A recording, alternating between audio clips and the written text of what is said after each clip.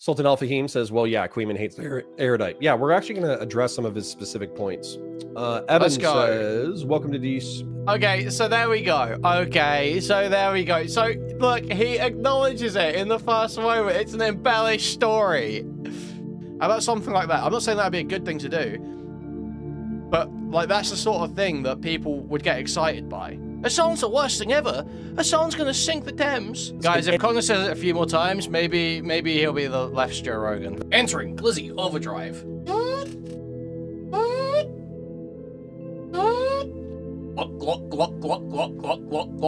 Whoa, I've never said that. Whoa, I'm being slandered here.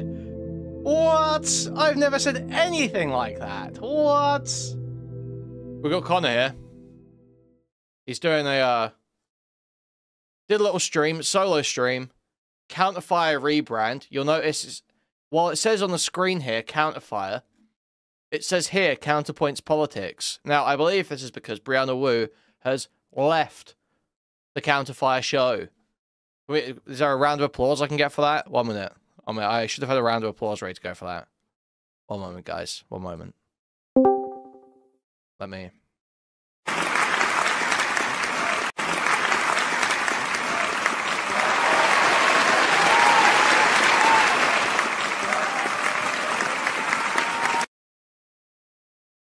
Okay. Great stuff. Really great stuff. So Brianna Wu's left the show, guys. Amazing stuff. To Washington, D.C. at the invite of some people.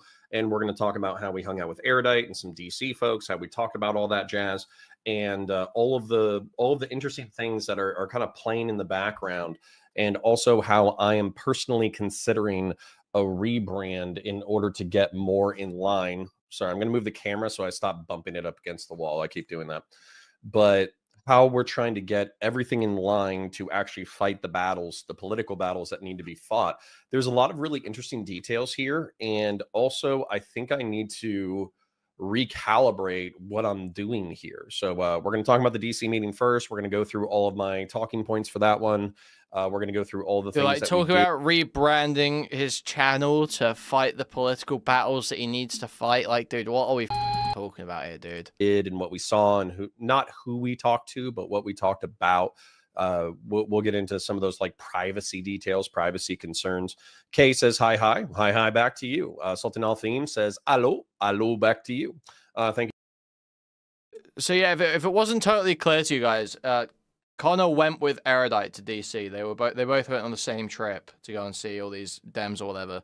So when Erudite was saying that shit about there needs to be more swearing in politics and everyone was snapping their fingers, that shit, Connor was there too. Okay. Thank you to the half dozen people who are already here.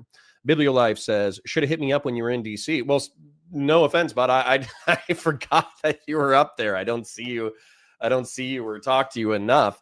But yeah, I wouldn't have had time to hang out, but I love DC as a city. Seriously, like it's so cool. I want to share how cool that experience is with you guys, and so I have bullet points. Wait, Nina, what is this? The first thing that demonstrated off that meeting was choose your fight at TikTok. There were 40 creators there. What is this? Can you send this to me? Wait, you've put it here. I see it. Oh my god. Inside the Democrats' new media strategy to reach voters and take on Trump. Oh no. How do I... Oh my god, I have to put in an email address? Really? 1 minute. Alright, is it going to make me sign up? Can you just let me be done with this? Thank you. There we go. Okay. The day of President Donald Trump's address to a joint session of Congress last week, Democratic lawmakers flooded social media with videos trying to break through the Trump-dominated news cycle. On the Senate side, more than 24 Democrats, including Senators Cory Booker and Elizabeth Warren, posted videos on the headline, "Shit That Ain't True," reading from the same script of fact-checking Trump's promise to lower prices. Wow. Wow. The videos garnered... Oh, wait. Meanwhile, on the House side, influencers known for making elaborate bento boxes posted a Choose Your Fighter-themed video featuring Democratic Congresswoman bouncing in a fighting stance While their accomplishments and fun facts were displayed on screen. Dude. Oh my god. This sounds so bad. Videos garnered millions of views, but were widely mocked by Republicans and condemned by some Democrats. Yeah. Why the party's messaging isn't landing with voters. Republicans put the senators' videos side by side to show the overlap, with Elon Musk promising a Cybertruck to anyone who could prove who wrote the piece of propaganda. Meanwhile, the Choose Your Fighter video was ribbed by the White House rapid response account called Cringeworthy by House Speaker Mike Johnson. He's mocked as embarrassment to all involved by Jimmy Kimmel on the late night circuit. Okay. But on Capitol Hill, Democrats say the videos were a success. If nothing else, they prove they are trying. Right. Okay. Videos weren't accidental either. Both resulted from behind-the-scenes effort to help Democratic lawmakers improve their presence online, both as content creators and as collaborators, influencers. Democrats say the election... Wait, so really? Please don't tell me this came out of that meeting, right? Thank you for the 999. Thank you. Have Democrats tried talking to actual influencers instead of sub 1 million subscriber YouTubers? People who actually shape popular culture in any way? Yeah, imagine that. Thank you for the 999, Crab Navy General. Thank you. Do you still hate Deadwing Dork for calling you a grifter? I don't hate Deadwing Dork. I think he's a gay retard who ran from an argument despite being pressured by numerous people to put up or shut up. He was acting like a crazy bitch that whole drama after doing insanely retarded shit. But hey, you're welcome to go back and watch that content. Thank you for the $5. Thank you. These are the people trying to win over young men. Tragic. Very true. In their efforts to double down on social media, Democratic members of Congress are going beyond what's typically been expected of legislators over the past decade. They're trying to become political influencers. In the House, the Democratic Policy and Communications Committee, DPCC, is providing members with materials and direction. They may need to create their own videos. Hiring a first ever digital partner. This sounds fucking terrible, dude. This is just like such a... It's shameful. Wait, what is this? A new Democrat coalition. This is a collection of 47 content creators. The staff are involved in the Democratic Strategic Communications Committee, SCC efforts, instead of the party's 47 senators, including 2 independents who caucus Democrats. So you're saying this isn't... No, this isn't the same meeting. I think you're getting confused. 47 content creators. That's talking about senators, right?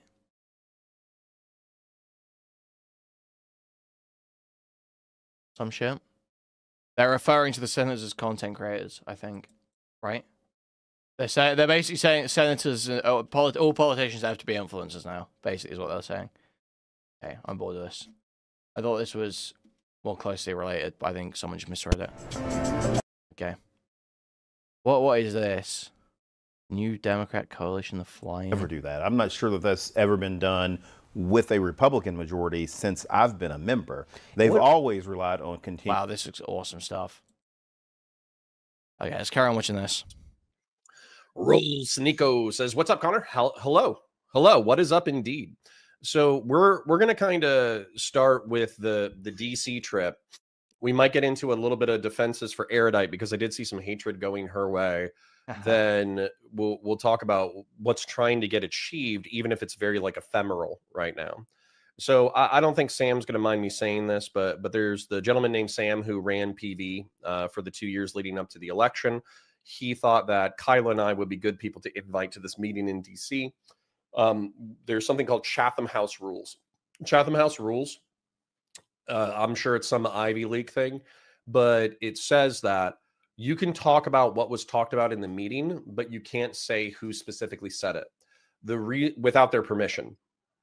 The reason being is that there are people who exist in politics who have, if they are just seen associating with certain people, they will take reputational damage as a result of going to those meetings. They'll be like, oh, you're hanging out with that person? Ew, gross. However, they might have aligned interests. They might have projects that they want to work on together. They might even be enemies who are trying to, you know, bury the hatchet, so to speak. And so the Chatham House rules, at least in my understanding, is to help people be able to have those meetings and talk to each other freely and openly without fear of getting backstabbed. Wow. And since it's a rule of etiquette, if you're, and by the way, I'm terrible at etiquette, so if I screw anything up, my apologies to the people who invited me. But I don't think Connor's quite as embarrassing as Erudite. Okay, Connor is not like literally retarded. Okay, that you can have deeper, more interesting, more sincere conversations if everyone goes with the understanding that they're not going to pay a public price for having these conversations, right? And I thought that was fairly interesting. Now, I didn't know that Kylo was going to go there because they didn't share the invitee list until the day before. However, the day before, we realized that we were both in DC for the same meeting. And so we were like, okay, let's get together. Let's get a game plan for the meeting. Sam was invited. Unfortunately, he was already busy with a planning meeting with somebody else. But just to share what Kylo and I kind of talked about without being too dramatic about it. No, Deadwing Dork streams are fucking gay, actually. They suck and they're fucking gay, and he's a boring, low IQ midwit. It was anxiety Thank you for $2 that we were going to be ignored. So Bud123 says, what did you do in DC? Literally, we're going to talk about it right now. Sultan Al Fahim says, well, yeah, Kuihman hates Erudite. Yeah, we're actually going to address some of his specific points. Evan says, welcome to DC. Went to DC for the first time to protest. Specific point rebuttals. Let's hear it. The 3-year anniversary of the Russian invasion. It's a super cool place. Yeah, it's busy. It's crazy. It's expensive, but there's lots of really interesting, really intelligent people there. Spider-Man says, would you have any interest in the Bridges podcast, sort of to replace your show with Brianna? Maybe really cool. Yes, I wouldn't mind participating in it as a guest. Dude, the Connor and Kyla Bridges arc. Let's go. Let's go. We're close enough that I think Kyla mentioned that she might be moving to Texas. We're close enough right now that we could do it cooperatively, but the truth is the more cooperative partners that you add to a program, the more complex it gets, and therefore the less likely anything is going to happen. Destiny out, Connor in. Yeah. I do have interest, but we need to combined 100 IQ we need to focus on what we need to focus on in order to get stuff done, which I'll talk about the Counterfire rebrand and we'll kind of get in there. But Kyla and I had anxiety. We've always got beef for some guy. I've never heard of my asinine username. I mean, I guess there might be people who don't know who Connor is watching right now. Let's give a brief intro to Connor, I guess. Connor is a retired mall cop who watched his mall cop partner die in his arms or something. I can't remember. I don't remember any of that story. I'm totally butchering that. It's the meanest thing to say. He got mocked by Cherry on a stream once about like that story or some shit. I can't remember what fucking happened. It was some shit like that. But he's a Destiny Orbiter who got picked up by the Destiny Orbit for being basically like the reasonable conservative, for being the non-MAGA reasonable conservative. And now he's basically just a liberal, but he pretends he's a conservative. Claims to be Christian, but doesn't believe in Christianity. He was an actual cop. No, he was a mall cop. You're wrong. You forgot the part where he had a severe head injury. Please, guys. Let's just carry on. That throughout the election campaign, it seems like we had ideas where we were like, hey, we think this is an ineffective way to spend time, money, energy, resources. And it seemed like the institution, this isn't a criticism of Sam, this is just the nature of the beast. It seemed like the operation was already ongoing, and they were talking about 501c3s and 501c4s. If I remember correctly, 501c3s can fund nonprofit projects. However, they have to be nonpartisan, and therefore the project itself, it can't be, for instance, let's say we were doing a registration drive. You can't do a registration drive for exclusively Democrats with 501c3 money. And by the way, if I butcher any of this, bear in mind, there's way more intelligent people than me who talk about this. I'm just kind of sharing what I learned, right? So a 501c3 can fund an in general canvassing operation and in general registration drive because it's nonpartisan. It's just pro-voting. And there are millionaires and multimillionaires and billionaires who believe in democracy as a concept. And so they're willing to shell out a few $100,000 or a few $1 million a year in order to just drive people to get registered to vote, right? Why do so many of your enemies have two eyes? Thank you for the $2 card, Navy General. Thank you. If you take that money, you have to be nonpartisan with your operations, meaning that it's open to Republicans, it's open to libertarians, it's open to whoever, and the operations will not discriminate based off of political affiliation. With 501c4 money, it is partisan. So there's reduced money because it's always for a specific purpose. But with 501c4 money, you can have a partisan operation. I love how Americans still talk about elections if that shit matters anymore. Bro, you're not having another election. I don't know what to tell you. There's not going to be another election. You operate for the Democrats. You can exclusively operate for the Libertarians. You can exclusively operate for the Republicans. And so the goal of non-governmental organizations who are trying to get political money is to kind of negotiate with 501c3 and 501c4 funders, come up with projects that they're both interested in working on, and then utilizing those dollars to maximize some kind of outcome, right? And so getting a bunch of, frankly, brilliant people to all see eye to eye on the same page, the same metrics, the same mission, the same amount of money, et cetera, it's incredibly difficult. It's effectively entrepreneurship. It's like business entrepreneurship on steroids, right? And I'm not saying entrepreneurship isn't hard. I'm just saying that it's very difficult to get everybody on the same thing. So let's talk about some of the hatred that Kyla got that I saw almost immediately. If you guys want to check out the clips, we can check out the clips. However, the main thing that I saw from Kuihman was that he doubted Kyla's sincerity in opening with vulgar language and opening with an analogy that nobody had heard, that then the audience came to appreciate over time. And I think what I saw was he was basically saying that it was an everyone clapped moment.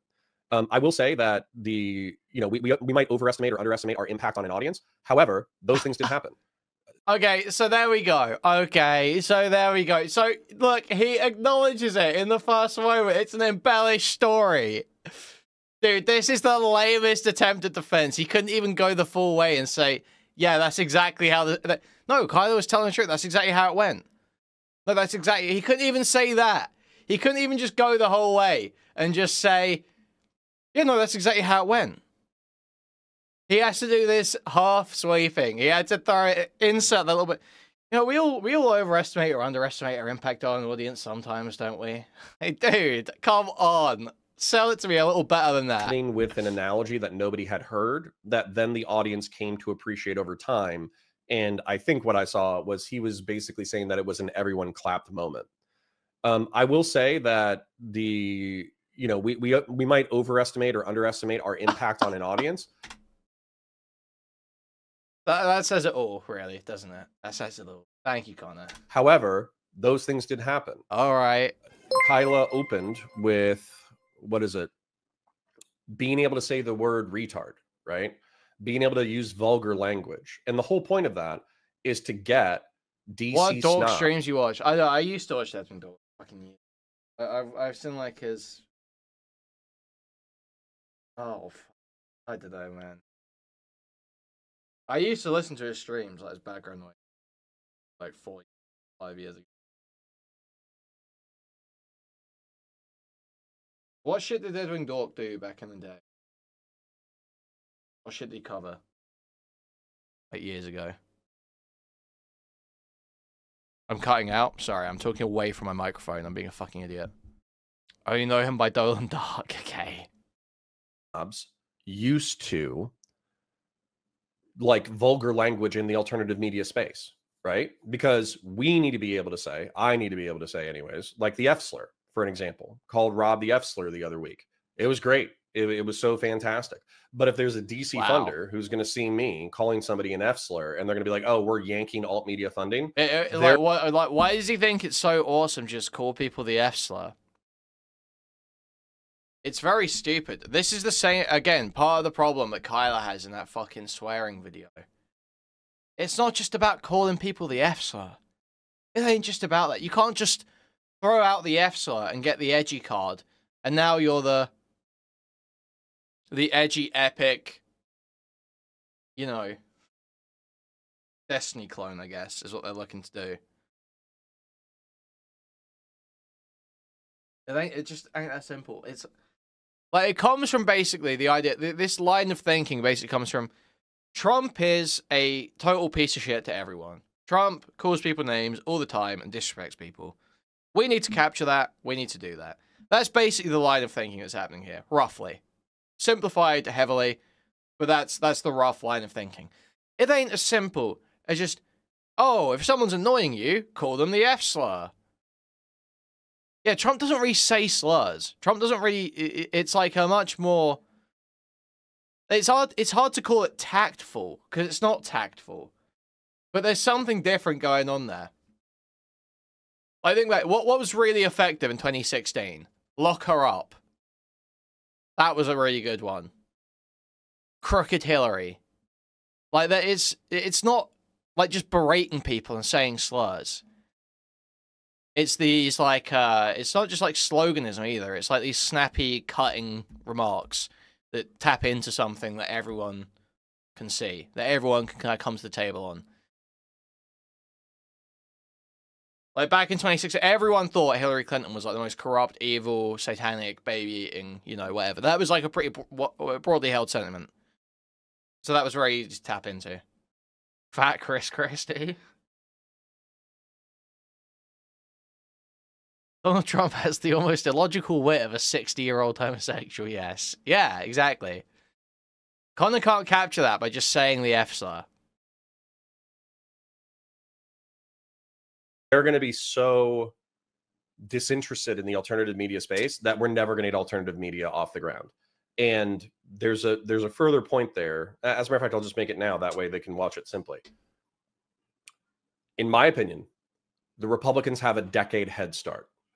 And this is something that I didn't really think about.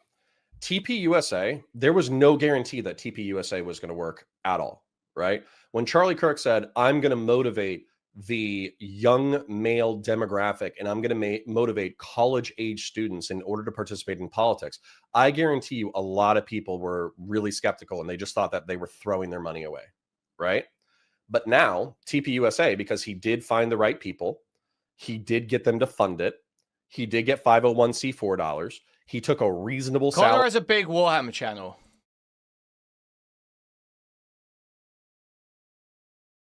Connor only does politics as like a hobby, basically. Even though I think he's got like a normal job as well. But yeah, it's like a Warhammer channel that gets like, you know, up to 100k views. Sometimes more, probably. He's probably got huge videos on here. Like, yeah, almost 1 million, that one. And he gave me... I thought he had a Star Wars channel as well. Salary at first, I think people made fun of him for having a $50,000 a year salary. They were like, that's way too cheap. Why are you selling your soul so cheaply?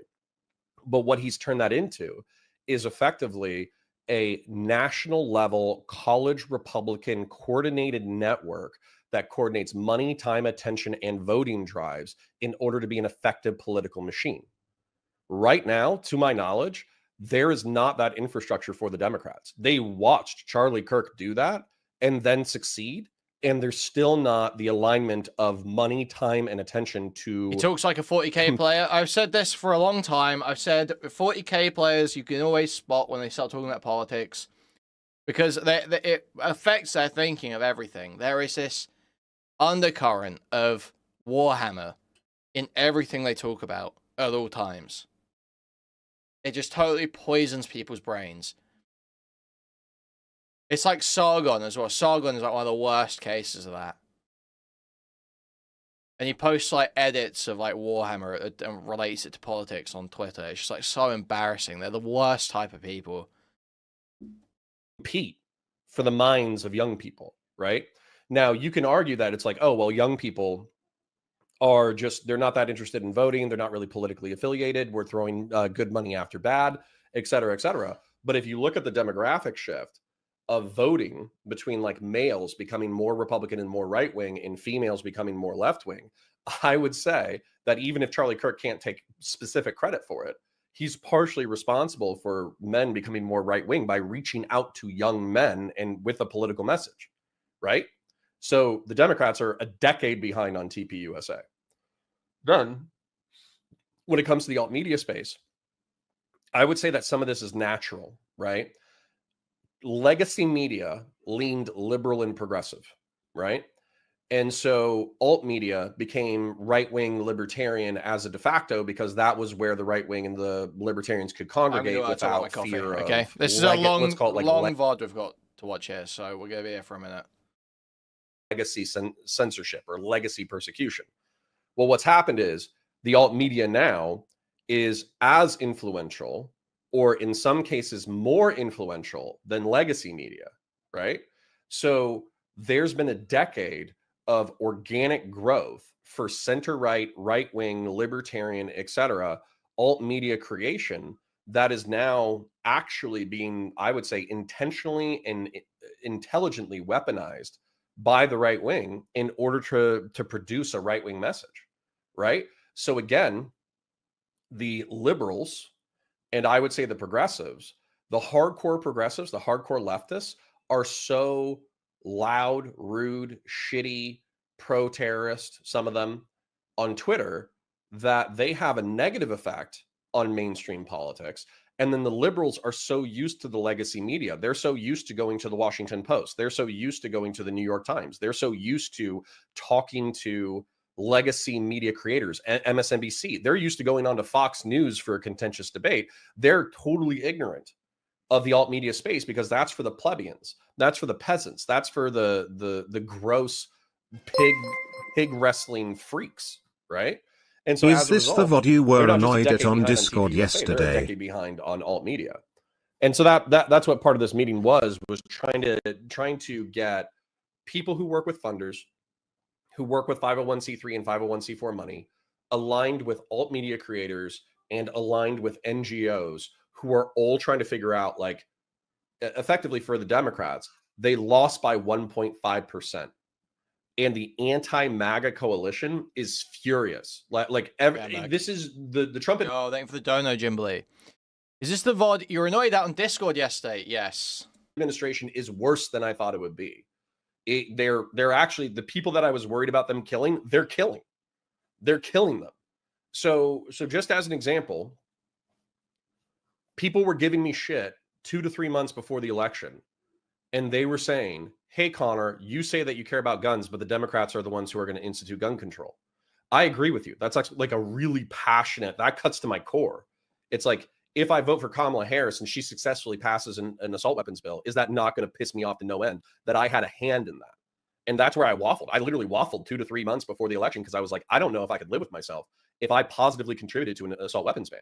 But then what I did is I did the calculation in my mind. I was like, okay, but there are Ukrainians who, based off of, and I love Ukrainians. I have friends in Ukraine. There's people that I met through fundraising. There's people that I met online who I genuinely love. The American psyche is truly a terrifying place. Dylan Burns is among them.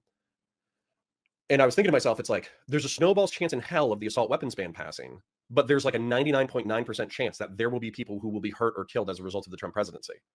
We've already seen that with the pause of intelligence sharing. We've already seen that with the pause of lethal aid. We've already seen that with him waffling between Russia and Ukraine. We've already seen that with J.D. Vance sabotaging the minerals deal, which was already a bad deal to begin with. So my fear about assault weapons ban versus Ukrainians actually getting killed, I tried to push for what I thought was right, and now Ukrainians are actually getting killed. Another example is with Doge attacking USAID and our soft power. They talked about the pause to HIV relief in and when Dylan pretended to be gay. Yeah, not up to date with the stream, but have my money smile. Huge appreciate it. Thank you for the dono. I'll just check who that was. Thank you. Right now, we can talk shit about Africans. We can dislike that we're just throwing money into countries that are falling apart, and no matter how much money we throw at them, they fall apart. But for 12 cents a day, this was the story. There were 2 families that they documented who got their HIV medication. These are not promiscuous men who don't wear condoms, who are having tons of like crazy sex. This is a woman and her child who were infected, and also a child who was infected, right? Through like blood or mother or something like that, right? Well, their medication got interrupted, and they documented that those 3 people had died for 12 cents a day. So for me, it's like, there goes our soft power, right there. Whatever interest we had, whatever economic interest we had, whatever national nation building thing that we had with that country, it's gone because we killed the weakest people in their society. And so for me, it's like, what are you doing? What are you fighting against? It's like, I'm fighting against this. I get it. Brandon Herrera, Unsubscribed Podcast, Fat Electrician, Donut Operator, all the libertarian people, Theo Von, Joe Rogan, they're probably all laughing. I don't want to say Theo Von and Joe Rogan so much, but they're probably all laughing like, yeah, get in there, cut the federal government, fuck these people. I don't give a shit about Africans. I don't give a shit about Ukrainians. We shouldn't be involved in this whatsoever. That is what they're thinking, yep. But I almost guarantee you, wait for $2, we put them on a flight and we went to Chad or Niger or whatever, and we hung out with a family that had AIDS, and we're like, okay, there's 2 options here. The United States can spend 12 cents a day in order to keep this family alive with AIDS medication, and we will build better relationships with this country that will then give us all these material benefits. Or we can cut off the 12 cents a day, and this little girl will die. I almost guarantee you that every single time they're going to be like, okay, 12 cents a day is worth it. It's not hard. Like when you make it personal, it's not hard. But No, because they would say no. no. It doesn't matter as much. Now I'm yapping. It's my stream, so I'm allowed to yap. Totally wrong. Thank you to the 70 people cross platform. I guess we're only on YouTube now because I said the F slur on Twitch. But thank you to the 70 people who have shown up so far. I still have more bullet points to go through, but I want to check in on chat and make sure you're doing okay and answer any questions that we have. Whew. All right, so let's check in on chat real quick. Diorio as well. Man, I would love to have Diorio there. So would you? I love you. Thank you for the dono. I don't know who that was. Thank you. Yeah, Bridges. So now we're caught up. All right. Christian Blair says Diorio as well. I didn't see Diorio hating on Kyla. If you have a specific thing, that would be good. BizD says, is there some good drama? Not really. J-Stock and Kuihman are hating on Erudite for being involved in electoral politics. Metallica says, wow, everything you pointed the other side. Yeah, that's exactly what's happening. We just hate it for being involved. For doing that you call racist, homophobic, bigoted stuff is stuff that you're trying to get normalized. Let's read that again. Wow, everything you pointed at the other side for doing that you call racist, homophobic, bigoted type stuff is stuff that you're trying to get normalized. I don't know what you're saying. I love a mild amount of racism. I love a mild amount of homosexual joking bigotry. As a matter of fact, let's address this. Why not? So if I call somebody the F slur, right? I'm not calling them the F slur because they're homosexual. Okay? I'm calling them. Yeah, we've all seen the fucking South Park episode, buddy. Get past it. It just isn't. Just being real. You can be mad if you want. I don't care. John says, yo, Connor, how's your day? It's great so far. I will need to get back into the content in a second. The Multicultural James says, hey, Connor, happy Sunday. I hope you're doing all right. I am doing great. Chrome, it's easy to disassociate from empathy if you're the ones who need it if the ones who need it are not in front of you. I agree, Chrome. Christian Blair says, at Counterpoints Politics, Diorio has routinely called Kyla a piece of shit and Snake for giving charity to Destiny. Okay. I like Nick's content. I doubt he would like me. Right. And it's not like we might like each other on a personal level. I think we're mutuals. However, I doubt he would like what I have to say about politics in general. I swear Connor gives more charity to retarded comments than any streamer I know. True. World-renowned Geohound says, what's up, Connor? What's up? I would take your ass if you did that in my face if you harmed me. Well, thanks, FMJ. I hope you don't have to take my ass. Connor got that hood in me. Jeez. Oh, you weren't afraid of my N-word with the A? Is what it is. You'll survive. You'll get over it. Metallica. Could it be that the NSA has zero personality and relies on her condescension and fact that she has a gift for talking down to people? No. She's still getting 200 live viewers, right? And she took a year off. That was actually one of J-Stock's contentions, was that she took a year off. Why are you asking her questions about anything? I can answer that. We're almost done with chat. I'll get back into the content. Reach out to buff progressive Hollywood stars equals Alan Richardson and Dave Bautista. Yeah, but that's J-Stock's got this idea that Erudite will be at 1,000 concurrent by the end of the year. I do not believe that to be true. Thing, all right, every time. Bill Burr, Alan Richardson, Dave Bautista. I don't even think Alan Richardson isn't progressive. He's just not an asshole, right? Alan Richardson, he has a YouTube channel called Insta Church, I think. And all he does is he talks about like lessons from Christianity and his faith that Hollywood challenged him on, that he had to re-find who he was. He's not like a giga progressive, like, please God, trans my children. That's not who Alan Richardson is. He's just also, relatively speaking, not a massive asshole. So I think you're right, but those people borderline need media coaching, right? They need somebody intelligent to put them in the right situations where they can be positive role models. All right. Anyways, I'll answer like two more, and then I got to get back into the NSA is NSE, not so erudite. Intuitive Jackal says, at Counterfire, hey, Connor, welcome back. Have you heard that Trump... Guys, now is actually a great time to talk to you about something very important, okay? We've got 577 people here, but only 84 likes on the stream. I mean, there's just under 500 people who could be liking the stream right now, but haven't done so. So if you wouldn't mind, please, moving your cursor to the thumbs up and clicking it, or pressing the thumbs up on your mobile device. Either one would be hugely appreciated. Now, if you want to take your support one step further, you can donate directly through the stream elements link in the pin chat message. You can also buy a membership to the channel, gift a membership to the channel, gift a whole bunch of memberships randomly throughout the chat. Buy a super chat, which will highlight your message. If it's over $5, read it on TTS. Or you can buy a super sticker, which is a YouTube image or GIF that will be highlighted in chat, and they'll describe it to you. You can go to discord.gg/Kuihman, twitter.com/Kuihman, or reddit.com/r/Kuihman. Thank you, thank you, thank you. Okay. Administration has halted cybersecurity monitoring on Russia. Yeah, it's retarded. It's retarded in their chaos agents. Christian Blair says, the Counterpoints politics, maybe not. Diorio hates progressive, Me Too politics, and likes guns at least. Yeah. He's not going to agree with me on how serious I'm taking the Kyla Destiny thing. He might. I've seen him say that people with my perspective are bad people. right? So he just might think I'm a bad person. It's not a big deal. Anyways, so let's get back into my bullet points for the meeting, because I think that this is actually important if you want to understand what I hope is going on in the Beltway. Okay, so we talk about this Nick guy. Has got this crazy idea that people who are completely willing to ditch their principles for selfish gain are actually bad people. People are okay to overlook terrible behavior for their own self-interest and not be upfront about it and attack others for behavior that they wouldn't criticize from their own friends are bad people. This crazy idea. We went to the meeting. We were worried that progressives weren't going to... Connor Azuchi outright said that if Hassan did the same thing Destiny did, he would use it against Hassan endlessly, but he just doesn't care about it with Destiny. He's actually said that. Like that is just being like, that's just saying that you're like a hypocrite hack. Meet with us. We actually did meet people who work with funders for 501c3. Yeah, I spoke briefly about Sunday being demonetized. Obviously, no one has any information. The top leading theory, I think, is Philosophy Tube fans in retaliation for Sunday's recent attacks on Abigail Thorne. But we've got no idea. 501c$4. C3 is nonpartisan. C4 is partisan. They talked about how there was an issue communicating metrics back to boomers. All right. So let's talk about that for a second. So with boomers, you have to bear in mind, they've been alive for like 80 years and they have a shitload of money.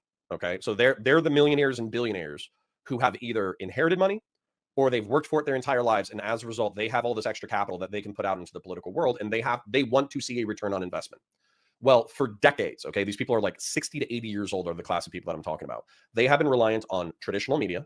And what I mean by that is newspapers.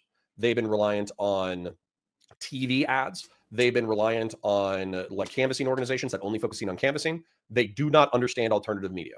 And that's fine. Like by the way, like technology evolves, right? But they are used to predictable return on investment metrics that can be provided by legacy media.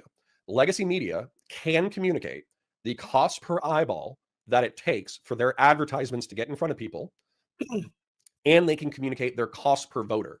So somehow, through some kind of statistical engineering that I don't know how to do, they are able to show, we expect this many voters to show up, and if you spend this amount of money, we expect this many voters to show up, and this is how much it's going to cost to get these many voters to show up.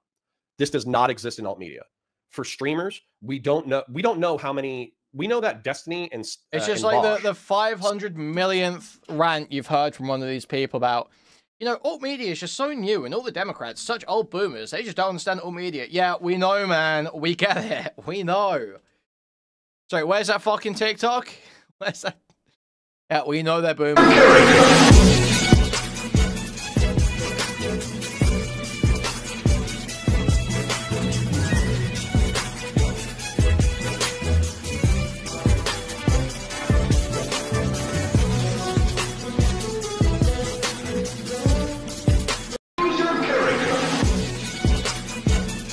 This is just so shameful, man.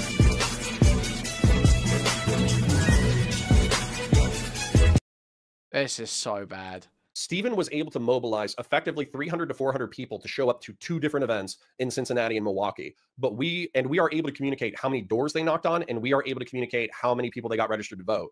But we are not able to communicate the voters who they communicated with who would not have voted were it not for that communication. We just don't have the transparency to communicate that metric. We just don't, because we haven't, nobody's invested time, money and energy. And so if you go to an 80-year-old who can predict how many votes they're buying through newspaper ads and how many votes they're buying through TV ads, and then you say, hey, like you just can't do period. You cannot do these like cringy, like like office TikTok trend videos. These cannot be done in politics. This is not what Trump has been doing. This is not what Republicans have been doing. You can't do this. Any meme thing like this, it needs to be like basically fan edited. It has to be like, Trump wasn't standing there taking photos and making the Deplorables, Expendables movie poster edits of him and Pepe and stuff. It wasn't him doing it. It wasn't him involved in it. It was just some random, and then he retweeted it, right? You can't be directly involved in shit like this. It just never works. It's just terrible. Well, yeah, like the Trump dance video. They need to go out and they need to say things like, here's what needs to happen. Democrats need to, unironically, Hassan is a great case study. Okay? Be like Hassan. Get up and say, if Doug really cared about helping out Medicaid, If a black kill- congressman did the Sam Hyde talk to you meme, it would be a landslide. Thank you for the $5, Jimbley. Thank you.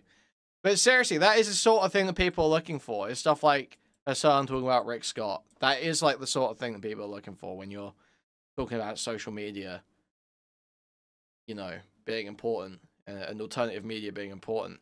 I think of how much insane shit Joe Rogan said, and insane shit all these people say. Saying insane shit is like the blood of this, okay? It really is. It's like the life of it. This doesn't work. Just being like, youngest black women elected, does it say woman or women there? I think it says women. Youngest black women elected to Congress. Co-founded the Black Maternal Office. Hates balloons. Oh, wow. How about instead of that, you talk about using a firearm against a unelected but kind of placed into the government official, you know? How about something like that? I'm not saying that'd be a good thing to do, but like that's the sort of thing that people would get excited by. You shouldn't make death threats or anything like that, or advocate violence. That's obviously terrible, but it's the sort of thing that does work to get people engaged, you know? A few million into this totally unproven space where we cannot tell you what the actual results are, but we need to develop it in order to compete with a ground game from the Republicans that has been set for 10 years. That does not communicate to a lot of boomer funders. And so boomer funders are hesitant about the alt media space. That's what the people who work with funders were saying. And I think correctly so, because as an example, Vosh, the New York event, that according to some people, that pissed off funders. They did not like Jamal Bowman. They did not want to put their money into alt media. Really? They didn't want the pedophile, the trans milk person? Who else was there? The pedophile, the trans milk person, the gay rapist. Who else was at the New York event? Yeah, Alec Gunter is the gay rapist. That's who I meant. Sorry, there's probably too many gay rapists there. Progressive brat, whatever. Who was that? What would I don't know what to call her. Who else? J-Reg. Yep, J-Reg talking about slaying Zog the dragon. I mean, that like you could really just dissect that whole New York event endlessly and talk about the problems with it. I feel like Jamal Bowman, like, not a good choice, but probably the least offensive part of that event, frankly. In order to compete with a ground game from the Republicans. Oh, Matt Binder. Yeah, Destiny and Booksmart's kid. Matt Binder, true. Where we cannot tell you what the actual results are. Yeah, like, guys, I'm planning a progressive victory event. Guys, why aren't... Sorry, 1 minute. Guys, it's taking too long. Guys, why aren't funders backing my alternative media event? Guys, why aren't backers funding my New York canvassing event? Service. Why aren't funders, why aren't Democrat donors backing my event? State of Florida has asked us to disclose our sexual crimes to you. We were bad, but now we're good. We're moving into your neighborhood. You know we're trying our best to be functioning members of society. Whatever, man. But we need to develop it in order to compete with a ground game from the Republicans that has been set for 10 years. That does not communicate to a lot of boomer funders. And so boomer funders are hesitant about the alt media space. That's what the people who work with funders were saying. And I think correctly so, because as an example, Vosh, the New York event, that according to some people, that pissed off funders. They did not like Jamal Bowman. They did not want to put their money into alt media supporting somebody who was so anti-Israel vocally. And so as a result, there were funders who pulled from alt media because of the New York event, right? Then with Stephen, we don't know how many people have pulled from alt media as a result of Stephen's actions, but they have a liability in alt media where they can say, oh, you worked with Stephen Bonnell last cycle. Well, since that time, Stephen Bonnell has been accused of all these sexual improprieties. How dare you spend money supporting this, sexual offender, right? And so, well, yeah, crazy what happens when you do fucked up stuff, isn't it? Crazy how opportunities close and people don't want to back you when you do fucked up things. Wow. As a result, there's no metrics, but there's massive liability. And so the people who are criticizing Kyla, who are criticizing Steven, who are criticizing PV, who are criticizing alternative media in general, congratulations. Like, you are effectively winning. What you're doing is you're making the left wing, which, you know, is ostensibly your team. You're Dude, making listen their to this. So ability. I heard this. This is basically where I came in on the stream. Is him seething. Is him seething about, like, I guess this is targeted at me and Jay Stalk, I guess. Like I said, those are the only, like, drama people criticizing Erudite and Destiny and alternative media that also have an interest in politics and are vocally liberal. That's the only... I can only think me and Jay Stalk, basically. Who are criticizing Steven, who are criticizing PV, who are criticizing alternative media in general, congratulations. Like, you are effectively winning. What you're doing is you're making the left wing, which, you know, is ostensibly your team. You're making their ability to break into alt media and create a coherent game plan with which to fight the MAGA. You're making it more difficult. Which, you know, if you don't give a fuck, you're a drama person, you just don't want sex freaks running around, cool. You do you, right? But I'm just talking about like if you were a political person who cared about politics and who cared about outcomes, right? So this is the delusion he's cooked up, is that Destiny must be beneficial to the Democrats, right? It must be the case, Connor has decided, that Destiny is beneficial to the Democrats. Not just that, but any amount of negative behavior from Destiny is acceptable in pursuit of his goals. That there is no line. And also, by criticizing Destiny's actions, you are actually siding with Trump. You actually are, you're affecting outcomes that mean Trump is more likely to win because you're going against Destiny, our last hope against Trump. It's such he's too important to the cause, let him rape. That's what it is. It's so fucking delusional. Dude, they need to figure this out, okay? They've all been brainwashed. Not just by Destiny, but by this Joe Rogan of the left talking point. I firmly believe this talking point has nestled its way into all these people's minds, and it's totally perverting them. Where they think what they need is some, you know, like, great man figure, basically. Like their favorite streamer, Destiny. To rise up and suddenly, you know, show that, make a damn burst on left-wing content, and all of a sudden everyone online's left-wing, and it's super cool to be liberal, it's super cool to be left-wing, and there's podcasts. That's what they want. But that's not what it is. The right-wing media ecosystem built up over, like, the last 10, 15 years. Bannon worked fucking like crazy with Breitbart, and then Milo branched off from there and started doing shit and got in with all the anti-SJW crowd and co-opted the Gamergate stuff. And there was like this huge process over years to build up this right-wing media ecosystem online that basically just like catches people from a bunch of different outlets, a bunch of different places online, and drags them into right-wing content. It happened over the course of years. It was a long process. They involved a bunch of different players to get to that point. You desperately protect, and do you think they didn't infight? Do you think none of them hated each other? Do you think none of them did bad things and got, like, fucking shunned for it in that process? No, of course they fucking did. So the idea that, oh, you're siding with Trump and you're meaning the Democrats are always going to lose if you're saying Destiny's a sex freak. No, you're a fucking retard. You are so fucking stupid. So, I already touched that. And then I want to tell you something interesting, like really interesting, that somebody told me from the meeting, but it wasn't a part of the meeting. Okay. Aiden is shitting on your stream. There are Oscars? people Nobody who watching follow Aiden, Curtis bro. Yarvin. For those of you who don't know, Curtis Yarvin is the philosopher. I forget what he goes by online besides Curtis Yarvin, but he created the concept of the cathedral, right? And it's this political concept that there's all these institutions that have been, you know, they've been institutionalized, for lack of a better term, but these are the pillars of political power. And in order to mention Medbug, yeah, that guy. So in these institutions, like So guys, this is where it becomes apparent that Connor has only just learned about like Dark Enlightenment and neo-monarchism and all this shit, right? This is where he's actually just learned about this in last week. Bear in mind, right? One of their friends, where is she? The Silly Serious. Is it on a channel called that? No, it's on Blonde Politics or whatever.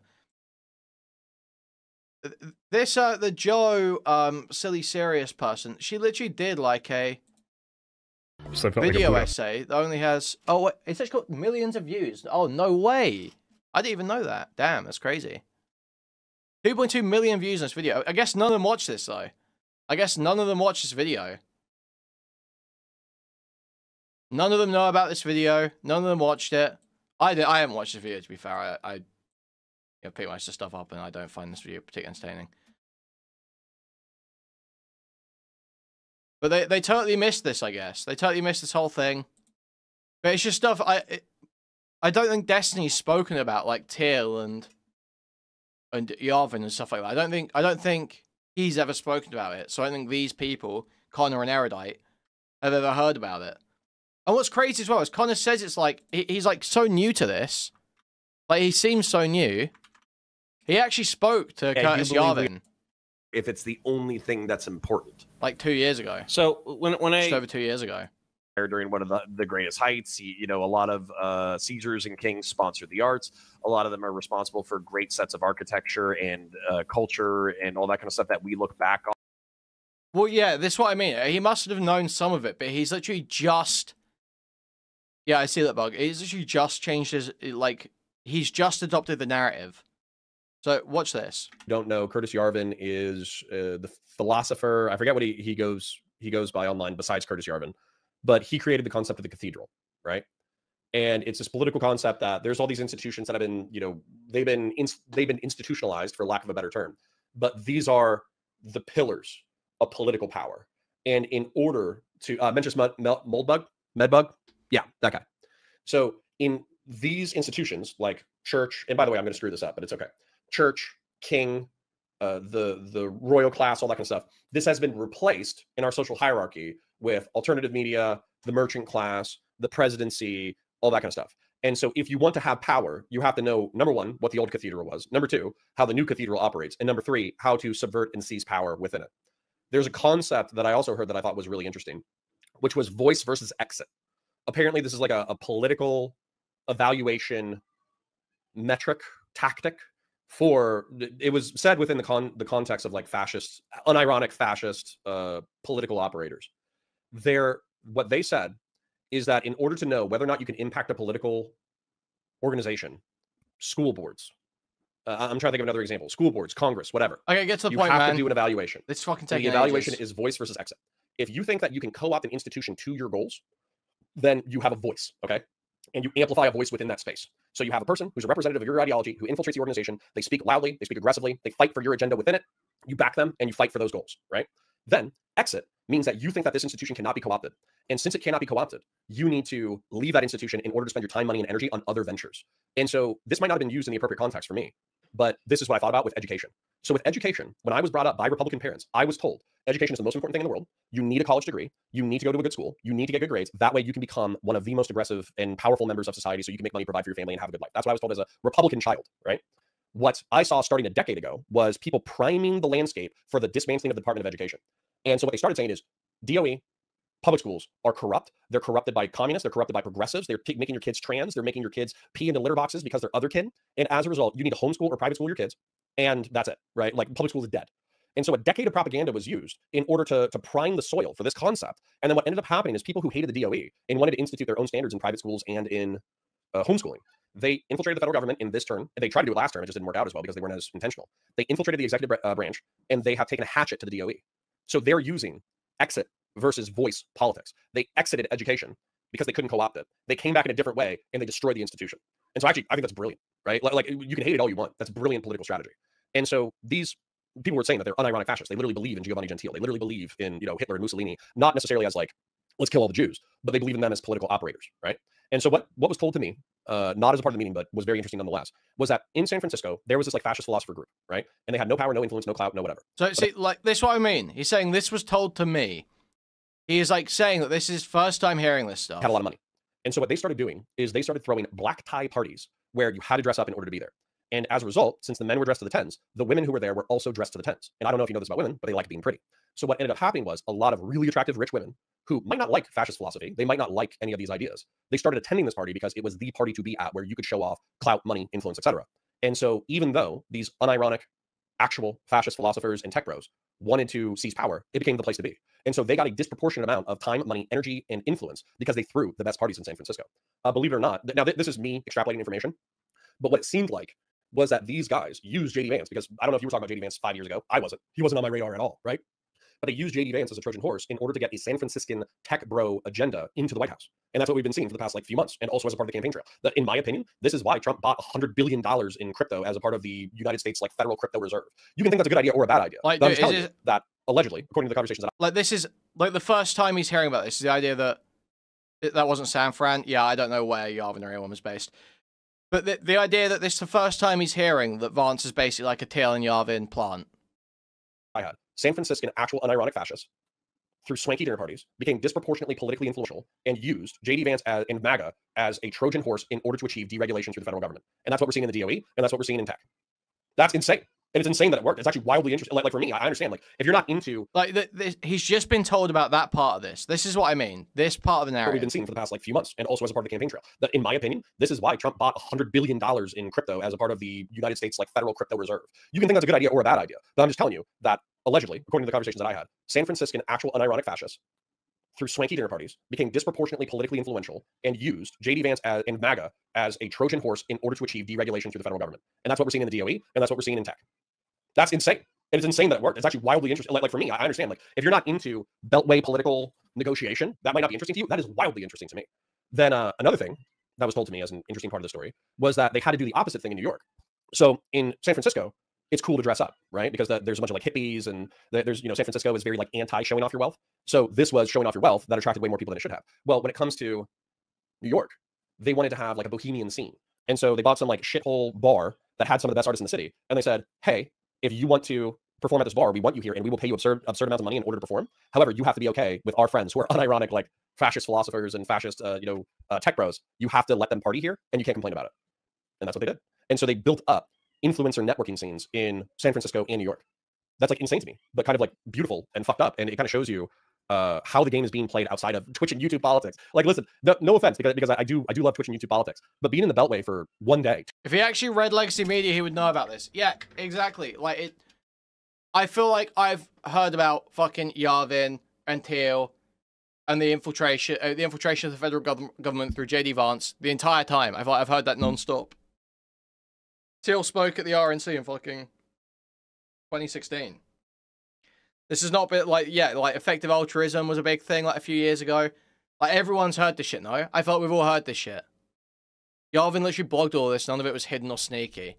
Yeah, it's insane that this is a mind-blowing new thing that he's for him and Erudite. I heard it in the Tom conversation with Erudite. It's their entire view of politics has shifted around this. When the reality is, Teal and Yarvin in this group are just one of many factions within politics that have outsized influence for the amount of people that are involved with it, right? There are always different factions in the Republican Party. There are always different groups of rich people that want something to happen, or a lobbying group or something. It just happened this one was particularly effective. It's not some crazy cabal thing that happened behind the scenes and was inside. No, it's just it was all pretty much, it was all there. Everyone just watched it happen. If you were remotely aware, you were seeing it. I don't know how now you learn this piece of information. Now your entire view of politics basically shifts around this. 2 days. It showed me that we're the cute retards on the side of the road. We're homeless people, right? We're homeless people on the side of the road, schizo screaming about what's going on in politics. And then the actual people who are controlling the levers of power, they drive by and they throw a $10 bill at us. And we're oh my God, thank you so much. I'm so happy that I'm able to perform for you for this $10 bill by fighting other homeless people. Ye and Nick back together? That's a joke. No. Don't play with me like that. Don't play with me like that. You for real? The band's back together. Ye and Fuentes. Back together. For real. Check his tweets. Kanye's. Dude, they're actually going to get arrested, man. The anti-Semitism shit from Trump is going to be crazy. I'm telling you, they're going to get thrown in prison. Yo, I'm here with my white supremacist home. Dude, whoa! The chain! Whoa! Calm down! Never mind. Okay. Thank you so much. You know, I'm politically relevant now. And it's like, no, I'm not trying to be too mean, but like, we're the freak show. We are. Like, we are Twitch and YouTube politics is the freak show of actual American politics. I think we all knew this. We knew this, but it's interesting to kind of have it confirmed. So I'll talk about one more thing, and then I'll kind of engage with chat again. So the Schellenberger Twitter files, okay? This is all things that I need to confirm. I need to do research on. But Schellenberger, allegedly, one of the architects of the Twitter files, allegedly he used to be the public relations advisor for Venezuela. He used to be the public relations advisor for, I forget who the Venezuelan dictator was before this one. It was like Maduro, and then it was somebody else. But anyways, the point is that was his job for a long time, was to improve the aesthetic of the Venezuelan government within the United States. That was his paid position, allegedly. I would have to verify this. And so when the Twitter files came out, and this is what I mean, by the way. The idea that people are getting cut up about Hassan anti-Semitism because people say like Zionist dogs in his chat or whatever. When it's like, Ye is literally building a like underground Nazi bunker and recruiting Fuentes. Like he's got giant neon swastikas in this like underground Nazi bunker, and he's wearing like these swastika chains. And he's just recruited Fuentes again. And you're like, oh, Hassan's anti-Semitism. They should really mean things about Zionism. Like, dude, shut the fuck up. Shut the fuck up.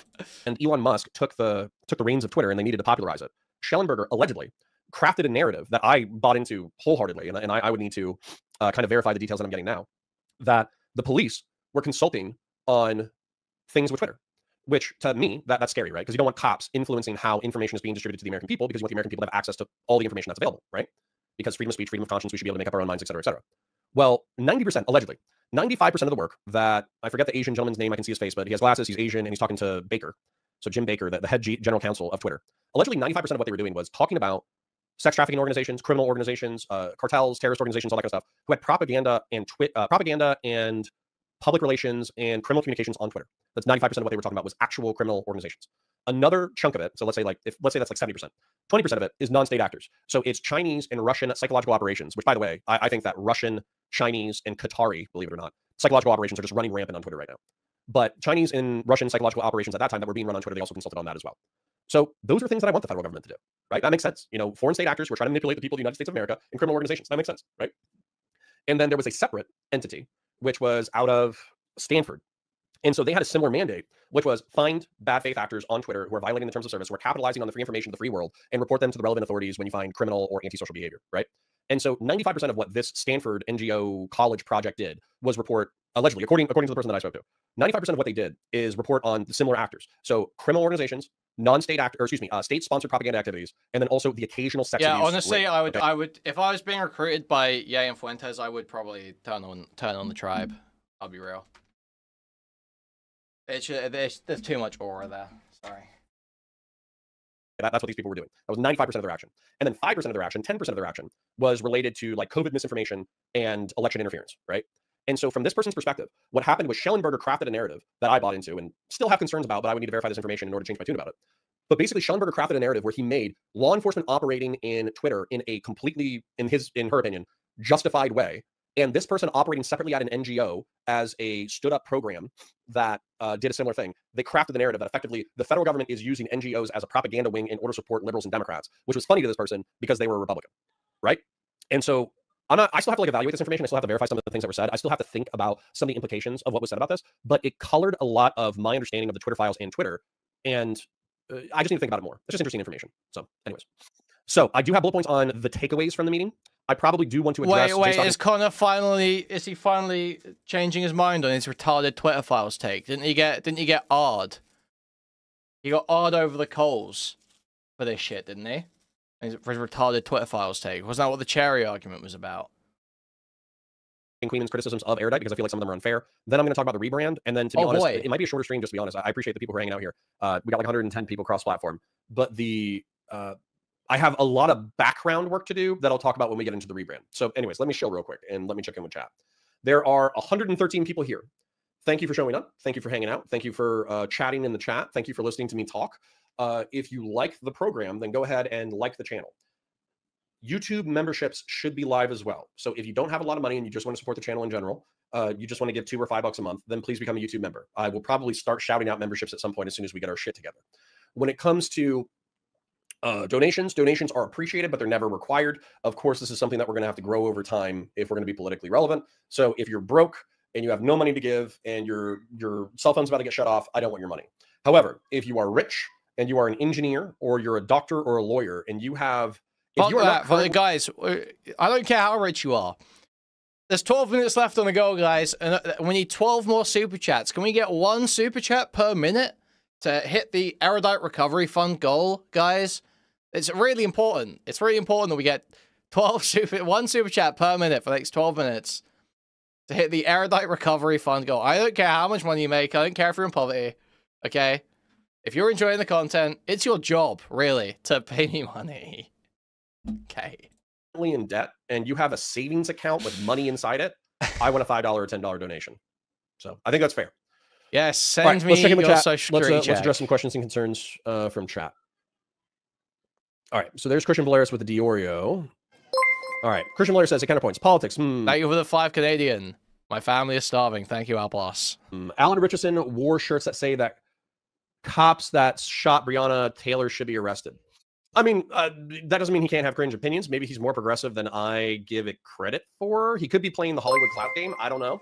But I'm just saying he might be like a... I sold my cardboard box to help you recover. Thank you for the $5, Hick Fury. Huge appreciate. Thank you. I'd cry, but that shill worked on me. Thank you, Babka, for the $5. Huge appreciate. Thank you.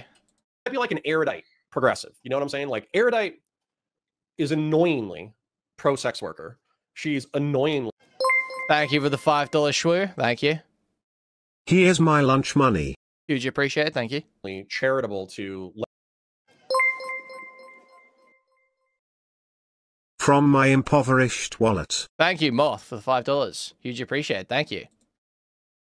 He might be like an erudite. Thank you for the $5, Godspeed. Huge appreciate it. Thank you. Guys, we need 6 more. Isn't that crazy? Guys, you got... Look, we're gonna get that many donos and not hit the goal. Like, really, guys, you need to... I feel like really you should put up another 6. Oh, that's 15. 5 left. Thank you. Vicky, thank you. Would have sent this to Connor, but he's denying it, so here you go. Hugely appreciate it. Thank you. Thank you for the $5, Mikey Mai. I just lost my job. Thank you for the $10, Topher. :3. I thank you for the $5, Ryle. Wait, so when Kenny told me donations were required, he was lying? Thank you for the $5, Umphy Killer. This money would have gone to Mro, but it's yours instead. Wow. Are we 1 donation away from the goal there? Is that 1 donation left, guys? 1 donation left and we hit the goal. Huge appreciate all of you. Thank you so much. Progressive. You know what I'm saying? Like, erudite is annoyingly pro-sex worker. Liberal Chad with the 5 memberships. Hugely appreciate Liberal Chad for 5 memberships. And the $5 from Crab Navy. Okay. Thank you for the $5, Crab Navy General. Thank you for the $10, Sugar Logs. Hugely appreciated. Thank you. Annoyingly charitable to left-wing people. And the 5 memberships, ISU. Guys, hugely appreciated. Huge donations right now. Thank you so much. Thank you. Thank you. But you'll catch a conservative take every now and then, right? So maybe Alan Richardson, who's Reacher, by the way, if you didn't know that. Maybe Alan Richardson is like an erudite progressive. I don't know. Oh, thank you for the $5, Outrigger. Thank you. Thank you for the $5, Starbased. Fucking battered him. Fucking battered him. Thank you. FMJ says, makes sense. Laugh my ass off. I'm a bad person who cares. True. I think Chrome says, I think they've also fallen into Facebook specifically. Retired boomers also vote reliably in general because they have nothing else they have to do besides voting for most years. True. Spider-Man says those cops were definitely fucked up living in the apartment or firing into the apartment blindly after she was nailed. It's irresponsible. I agree. Adrenaline's a hell of a drug. Elub says the 10 texts a day from Kamala definitely wasn't the strategy. Yeah. The liberals were too liberal. The progressives were too progressive. And there wasn't any synchronicity. I don't know how to say that term, but there wasn't any synthesis. Okay, I can't stomach listening to Sky read chat messages. I need to skip this. Nuances are infinitely cooler than I would have predicted. I kind of have this like very simple... Oh yeah, this where he looks more about the Peter Thiel stuff here. And then at least achieve short-term and intermediate goals. And they are going to change the face of politics. Insta-kill every East African with AIDS, and that we don't insta-kill every Ukrainian. Good. Okay, that's my opinion on the matter. So we need to see how hard the Republic fights back and how strong our institutions actually are. It's just interesting seeing this cabal effectively infiltrate government, especially the executive government, and then at least achieve short-term and intermediate goals. And they are going to change the face of politics. They already have. So the question remains, like, what happens now and how do we respond? Sam Monroe, and hold on. So we got another donation, Sapient Green, for 200 DKK. Though I know you'll only waste this on rent and ammo, here's some money. Thank you, Sapient Green. Thank you, Christian Valeris. Thank you for the donations. It is very sincerely appreciated. Sam Monroe says, do you think Trump... muted. I fucking muted because I was clicking my lighter. I'm fucking retarded. So yeah, I was just saying. Do you see how he's like all of a sudden he's like, this is gonna change the face of politics. It's this cabal. It's gonna change the face of politics. Bro, everyone's known about this shit for how long? How long we known about this shit for? The tail and Yavin shit? Like, what do you mean? It's already happened, dude. It's been happening. Everyone's known about it. It's been like a meme. He's even referenced Peter Thiel. What do you think the references to Peter Thiel were about? Is aware of this plan by Peter Thiel and co. That I don't know. I really don't know. If anything, this entire interaction has made me think that I don't know as much as I think I know, and that the details and nuances are infinitely cooler than I would have predicted. I kind of have this like very simple exterior mathematics where I just use the math that I'm aware of, the variables that I'm aware of, in order to create a predictive pattern. But the truth is that knowing what I know now, just off of 10 hours, 20 hours in DC, talking to DC people, it changes my perception of everything that's going on. So, like, dude, see, I don't know. Changes my perception of everything that's going on. That implies he didn't know all this shit already. How much Trump knows and how much he will allow Peter Thiel and VC and tech. Yeah, wait till Connor finds out Rupert Murdoch. It's gonna blow his fucking mind. Go bros to use MAGA and how much he thinks MAGA is using the tech bros. I genuinely don't know the calculation between. You mean like one guy owns a bunch of the media across the world and uses it to push the exact perspectives that would benefit him most? What? Between these two factions. But I would say that MAGA right now is being played by the tech bros to their own ends, and the tech bros are getting more of what they want than what MAGA is getting. Yeah, right. Says, when Musk was deemed a lefty, you had people like AOC bragging about buying a Tesla, but when he doesn't toe the line, then that's an issue. Well, yeah, right. We're kind of talking about like the higher level game that's being played. For me, this would be a sideshow. This wouldn't even be real. Like this is sides cuck politics, where instead of talking about the tribes within the political groups that are playing for power within the political organizations in order to affect their vision on the world, you're talking about a political binary where Elon has traded in the Democrats for the Republicans. And so the Democrats now view him as a villain. To me, that's like a surface level sideshow from what's actually going on. Now, I don't care. That's the news that I appreciate your comment. You know, you saying something, but to me, that would be like the veneer. That would be the theater to get us distracted from what's actually going on. Sultan Al Fahim says the people who made fun parties have all the power. Who would have known? I know. No, right? So it's so funny. And I'm not saying they have all the power, right? I'm just saying that they have some and they executed it very well, which is very intelligent. So, but it makes a certain amount of sense, right?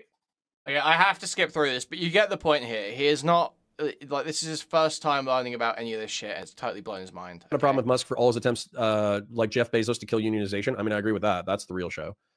Everyone be sure to leave a like. Oh, thanks, Jim Baker. Thanks for being here. I hope that's the real Jim Baker. I would love to talk to you. Listen, I know this is really funny because I know it's probably just like a random profile or whatever. He has to talk about me. Jim Baker, the person who I was talking to, Chatham House Rules, I'm not going to say their name. They were saying that like Jim Baker's a good dude. Christian Blair says at Counterpoints, politics. Michael Schellenberger was probably paid off, which is something considering he cut his teeth. Free principle that I've ever cared about. Then does it matter that I'm a principled Republican? My answer would be no. That's the conversation, at least for me, anyways. Going up to DC and realizing that I already knew this, right? But Twitch and YouTube politics is effectively, let's be real, it's drama with a political veneer. We care about Hassan Piker. Wow, what a profound statement. Wow, that's so profound. Wow, if only there had been people saying this like fucking ages ago. If only people were saying, didn't he call people who thought that content nihilists? Didn't you call me a content nihilist for basically saying exactly that for ages? Isn't that what he said? That when I said this was all meaningless? no one actually cares about the issues. It's just about shit fighting between personalities, and whoever comes out looking the coolest is always going to win, regardless of how good their arguments were. Well, when I've been saying that for the whole last year, 2 years, when Chod's been saying that probably for 3 years, 4 years. Oh, I suddenly realized from talking to a bunch of Democrats that this shit's retarded. Oh, no way, bro. Ain't no fucking way. And realizing that I already knew this, right? But Twitch and YouTube politics is effectively, let's be real, it's drama with a political veneer. We care about Hassan Piker fighting Destiny. We care about Destiny fighting Hassan. We care about all of them fighting Tim Pool. We care about Vosh jerking off the cartoon porn. This is all a sideshow, right? This is all entertainment with the veneer of politics. If we actually want to get into politics, we need to hold fast to our principles if we're liberal or if we're Republicans, but we need to play the game as well, if not better, than the people who are currently winning the game. That's it. That's it. And so I need to mature. I need to mature my goals and my branding and my rhetoric a lot. This is like a challenge for growth. That's what this is. So this is just like retarded delusion. I need to mature my branding and my views. Okay, depending on... Okay, look, I won't jump to conclusions saying it's retarded. Maybe it just means it needs to be developed a bit more. But if he means mature as in grow up, right-wing media has not grown up, okay? Joe Rogan gets on his show looking red as fuck and talks about eating horse medicine. I'm sorry, it ain't like... It is not grown up. At all. So no black pills. Christian Valerius, yes, getting shot at will cause you to have fear about being killed, thus increase adrenaline. Yeah, you guys are fighting over details. Oh, Sapien Green, thank you for the donation. Thomas Olivares, thank you. Connor is blue collar, and while being a nerdy schizo would be invited to the party. Are MAGA voters being attacked in Mexico? Laugh my ass off. What? You're a supporter of a dude that is committing SF and airstrikes to kill cartels, and you're going to the same country in which those SF airstrikes are going down? Listen, that's like the one part of it that's based. I think that SF and airstrikes should be going down on cartels. Now, that being said, there should be like zero tolerance for collateral damage, because turning Mexican civilians against us will be counterproductive. It'll just push them into the arms of the cartels. Christian Blair, Counterpoints, politics real show, Luigi style show? No, not that. Horatio Mantooth says, all politics is a sideshow. None of this is real. It's like wrestling. No. Wrong. Wrong, Horatio. Are you stroking your shit right now? No, there's no Emeru involved. I've taken a vow to only stroke my shit when Emeru is involved, because she was promised to me as my wife 4,000 years ago. I will be claiming her. Mantooth. If anything, you need to sober up to what I just said. We're getting plagued by people who are infinitely more intelligent than us. That's what's going on. And so you can say that we're getting played. I agree with that part of what you're saying. I don't agree that there's no substance under it. If there was no substance under it, then we wouldn't worry about the DOE getting gutted. We wouldn't be worried about the VA getting gutted. We wouldn't be worried about Ukrainian casualties. We wouldn't be worried about Mexican casualties. We wouldn't be worried about the people in East Africa who are dying as a direct result of J.D. Vance and Donald Trump's interventions. So no, the veneer is circus, but real power, real consequence is being implemented every day. It's actually terrifying. That's probably the scariest thing about it, is realizing that once you get close, you're like, oh, rhetoric and power wielded in certain ways result in the death and thriving of tens of millions of people. I just learned out about politics, bro. This shit's crazy. This shit's crazy. I just learned about politics, bro. This shit crazy as hell. You know, people just like say things and like things change in the world, then people die or live. Damn, bruh. Damn, bruh. That's crazy. And that is a massive responsibility to burden. So, no, I don't agree. Bibliolife, the circus can't be ignored, though, at the end of the day, which is what it does to voter turnout. You see what the technocrats are doing, but how did we get here? Culture war bullshit and 10 trans people in the NCA. You're so right. Bibliolife, you don't know how right you are. You don't know how right you are. We need to figure out how to capitalize on the circus to get enough time, money, and intention in order to achieve a specific result that we all believe in. This guy had about 100 concurrent doing this. That's the question. That's the question. Achieving attention is not the end. It's the means to an end. And then once you have the time, money, and attention, what do you do with it? And I think that I've been way too lackadaisical about it, because the time, money, and attention was my goal. The goal was to gain enough time, money, and attention to vaguely defend ephemeral principles of liberalism and republicanism for their own ends, because I believe these are societal goods. That's not enough. It's not even close to enough. the people we're playing against, if we're talking about real politics, way more money, way more time, way more attention, way more intention, way more institutional power. We are an ant screaming into a hurricane. Andrew Paris for $5 says, my personal schizo theory right now is that Hassan and TYT are controlled opposition. Hassan never gets banned because Bezos wants him. so the question, great delusion. That's a cool theory. I agree. So the question is, does Hassan know? Right? Does Hassan know? Right? The because it's just like the most retired. They have to come up with any narrative they can in their head. It's like he's talking about maturing his goals and his beliefs and all this shit, but you can't get out of the destiny plantation mindset of Hassan's the worst thing ever. Hassan's gonna sink the Dems. You're a fucking idiot. You're a fucking idiot if you genuinely think this shit. Fuentes isn't sinking the Republicans, okay? Hassan ain't gonna sink the Dems. You're crazy. You're retarded. See the tech bros being like, you can't ban Hassan because he is so bad for the left. He's so bad for lefty alt media that we need to keep this guy up as a fucking moron in order to like distract left-wing political energy into the dumbest possible funnel, right? Listen, I'm not saying that's happening. Listen, I'm not saying that that's what it is, but you know, Hassan's dumbass. Hassan's such a dumbass, right? And so maybe by getting all the lefty... there are no dumb people on the right that are huge, but optically terrible. Yeah, there's actually zero dumb people on the right who have huge audiences and are optically terrible. But there's no way that can possibly work. There's no way that possibly, you know, it could be a benefit to have people that are exceedingly galvanizing to even the extreme ends of your own side and extremely off-putting to the other side, yet do a good job of espousing a message that fundamentally a lot of people on your side will agree with. There's no way that could possibly benefit anyone. It's like the goal is almost never, like, there are some ways in which Democrats should probably be trying to win over voters from the Republican side. And that's stuff like, you know, it's probably not good that Republicans have such a lock on young men right now, right? So you probably want some early stuff happening, like some TPUSA equivalent stuff from the Democrat side to essentially try and make sure that you don't cede that entire ground of influence to the other side if you see that happening. That's important, sure. But for the broad strokes of, like, politics, you're not really looking to win anyone over. You really aren't. People change their politics a lot of the time based on what social circles they're in, based on, like, things that happen in their lives. People, they don't really change their politics based on arguments that are made.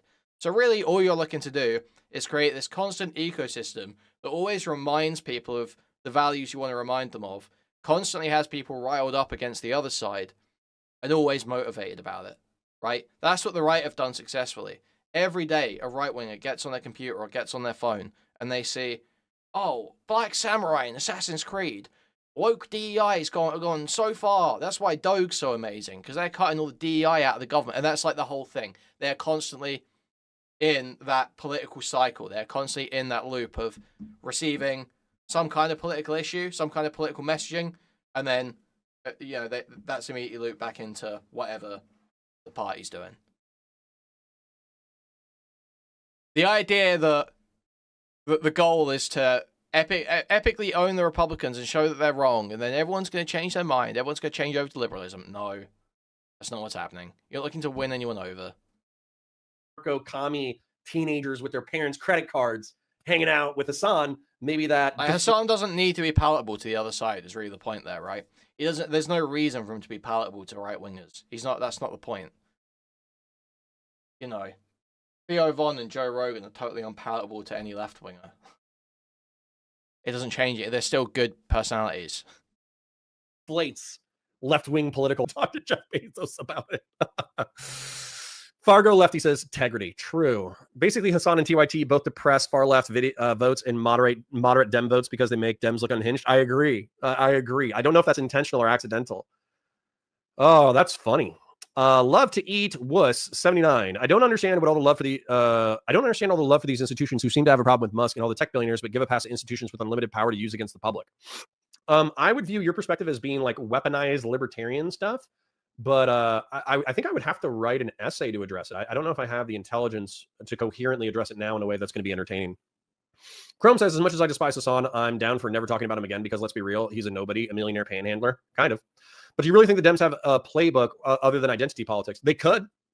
They could. This is an important question. This is what I said. I said that the Democrats have lost their focus. The focus of the Democrat Party, demos. Demos is the root word of Democrat, right? They used to fight for the people. They used to fight for labor unions. They used to fight for decent working hours. They used to fight for wages. They used to fight for the working class. Demos. I agree with you that the Democrats don't have anything to play besides identity politics right now. But what I said during the meeting is that if you focus Democrat politics on this person, you can build policy and rhetoric around this person and it will work. What I think the Democrat rhetoric and policy needs to be built around is the cashier, the shelf stalker, the gas station employee. And what I mean by that is that man or woman or gay person in our society, they're currently working 60 hours a week in order to make ends. They don't have health insurance. If they do, their health insurance sucks. They don't have dental. Well, if they do, their dental plan sucks. Left-wing parties should coalesce around class issues and focus less on identity politics. Truly, no one has ever said this before. Nobody has ever said this before. Groundbreaking new thought from Connor. They don't have enough financial or emotional stability in order to build a family. If they do have a family, then their partner is working as hard as they are. They don't have time for their kids. They don't have the logistical capacity to support and enjoy their lives. And so if you start fighting for that person to have, not necessarily through like, yo, Kyle Kalinske video talking shit on Asmongold. Thank you for the drop, Mr. Sid Bill. Minimum wage increase. I think that's like a Band-Aid on a gunshot wound, right? But if you fight for that person to have decent wages, livable conditions, time to spend with their family, decent medical benefits, and decent dental benefits, and the capacity to have a good life, you win that voter. And that is so much of the population. So if you've lost that person as central to your mission, then I think you've lost as a Democrat. Now, I'm a Republican. I care about the Republic. So, you know, fuck you, get good. But I'm just saying, if Democrats want to win, that's the person that they need to focus on. Common Cure says, the Destiny cancellation drama on the same day Trump took office was definitely a hit to any momentum we had for alternative media. Sure. What? Common Cure says, the Destiny cancellation drama on the same day Trump took office was definitely a hit to any momentum we had. What does this even mean? What does this even mean? For alternative media. Sure. For alternative media. But I don't think it's it's piss in the ocean. That's a small part of the calculation. Horatio Mantooth says, if we knew what real power is, because honest, can the general population even stop it? We'll see. What are your thoughts on the All In podcast? I'm unfamiliar, but if you want to send me a link in DMs, I'll check them out. We're reaching the beginning of Elysium with the cool sci-fi tech. I hope Connor is our Matt Damon. Oh, listen, I wouldn't mind being that. I want an exoskeleton and a Gauss rifle. Connor is literally controlled opposition. To what? Bell Hilaire trespass. Nobody gives a fuck about this. Okay?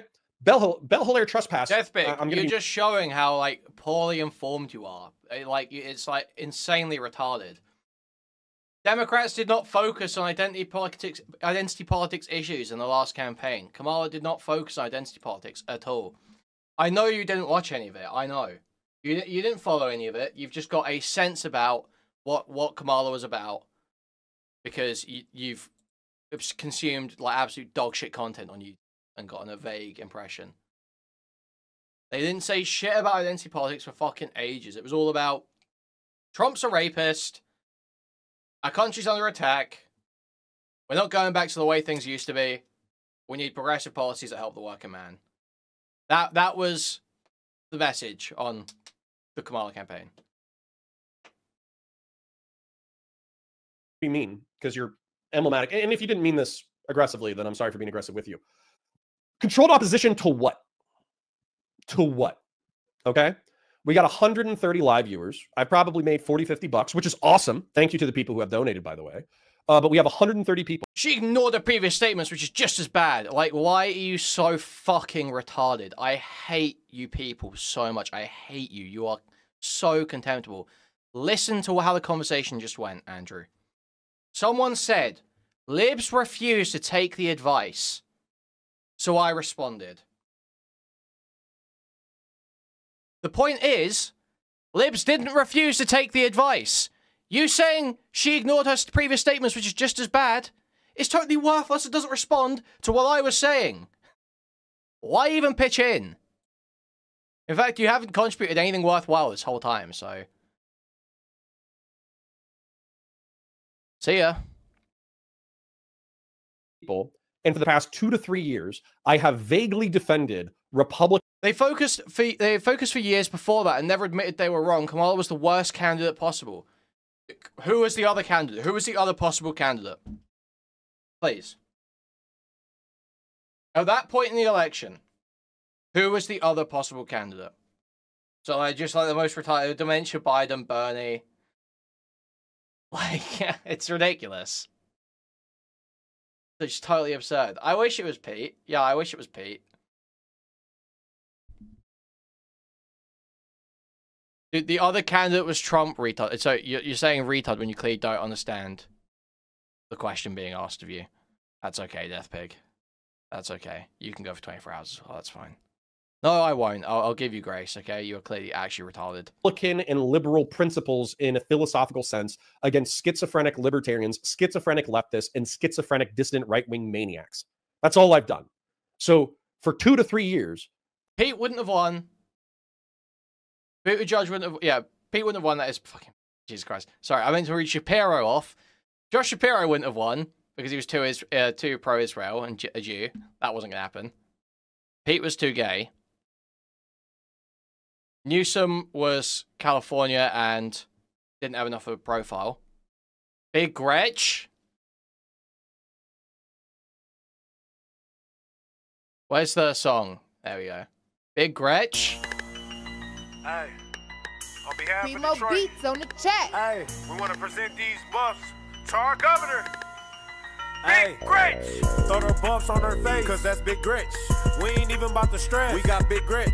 You can find her in the press under Big Gretch. Real. Fresh in a new dress. Yeah, that's Big Gretch. Throw the Gretch. bumps on her face, cause that's Big Gretch.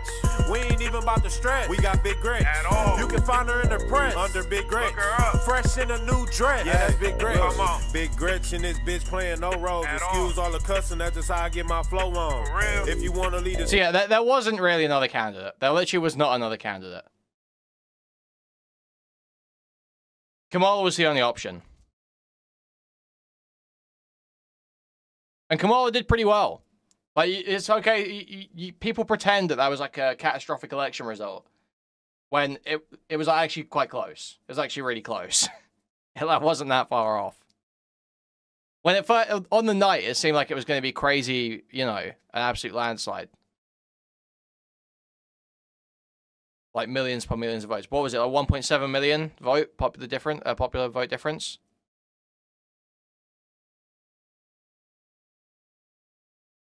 Yeah, the real answer is that at the start of the Biden presidency, it should have been decided that Biden wasn't going to run again, and they should have been grooming someone else up. That's what should have happened. But by the point that Biden dropped out, Kamala was the only option. By the time that debate happened, Biden was forced to step back. I have done nothing except for muted mildly the extremists within NEET populations, not employed, not in education, not in training. That's all that's happened. I made schizophrenic, underemployed, and unemployed people slightly less antisocial. What else am I doing? So we're going to try to figure that out. I would love to be not controlled opposition. I would love to be opposition. I would love to be opposition to the unironic fascist tech bros who have gutted the federal government. I would love to be unironic opposition to far left schizophrenics who make left-wing politics more extreme and unpalatable. I would love to be opposition to corporate Republicans who will let the republic burn as long as they can keep 7 swing states, but it was close. Yeah, what were the margins in the swing states? Obviously, retard. low tax rates. The point is that it wasn't this huge fucking change where everyone just was like, oh, Kamala sucks so fucking bad, let's switch Trump. It was just Kamala did not meet the expectations of the voters. And it wasn't like a crazy loss. It wasn't like she got completely fucking blown out. It wasn't like she was the most unpopular person ever. It just is not the case. It is not the case. So how do I become real opposition? That's the question. I'm too small to be opposition, and I'm too small to be controlled opposition. So these kinds of comments, I'm going to be increasingly hostile to until we actually have something that we're fighting for. Intelligently. Dang, this guy's like 5 minutes behind. No, it's a bunch of thirsty leftist teen ladies. True. Institutions are made of many people, few corporate oligarchs whose main drive is profit. True. Class stuff. True. Democrats could win big if they refocused on pro-union and shifted into being pro-gun. I agree with you there, Chrome. We actually did talk about firearms a bit. Vetsenio says, who will pick up YIMBY and nuclear energy? Dem scene. People just say shit like, nobody likes Kamala. Like, what? People just say that. Nobody likes Kamala. That's just obviously not true. Like, it just obviously isn't true.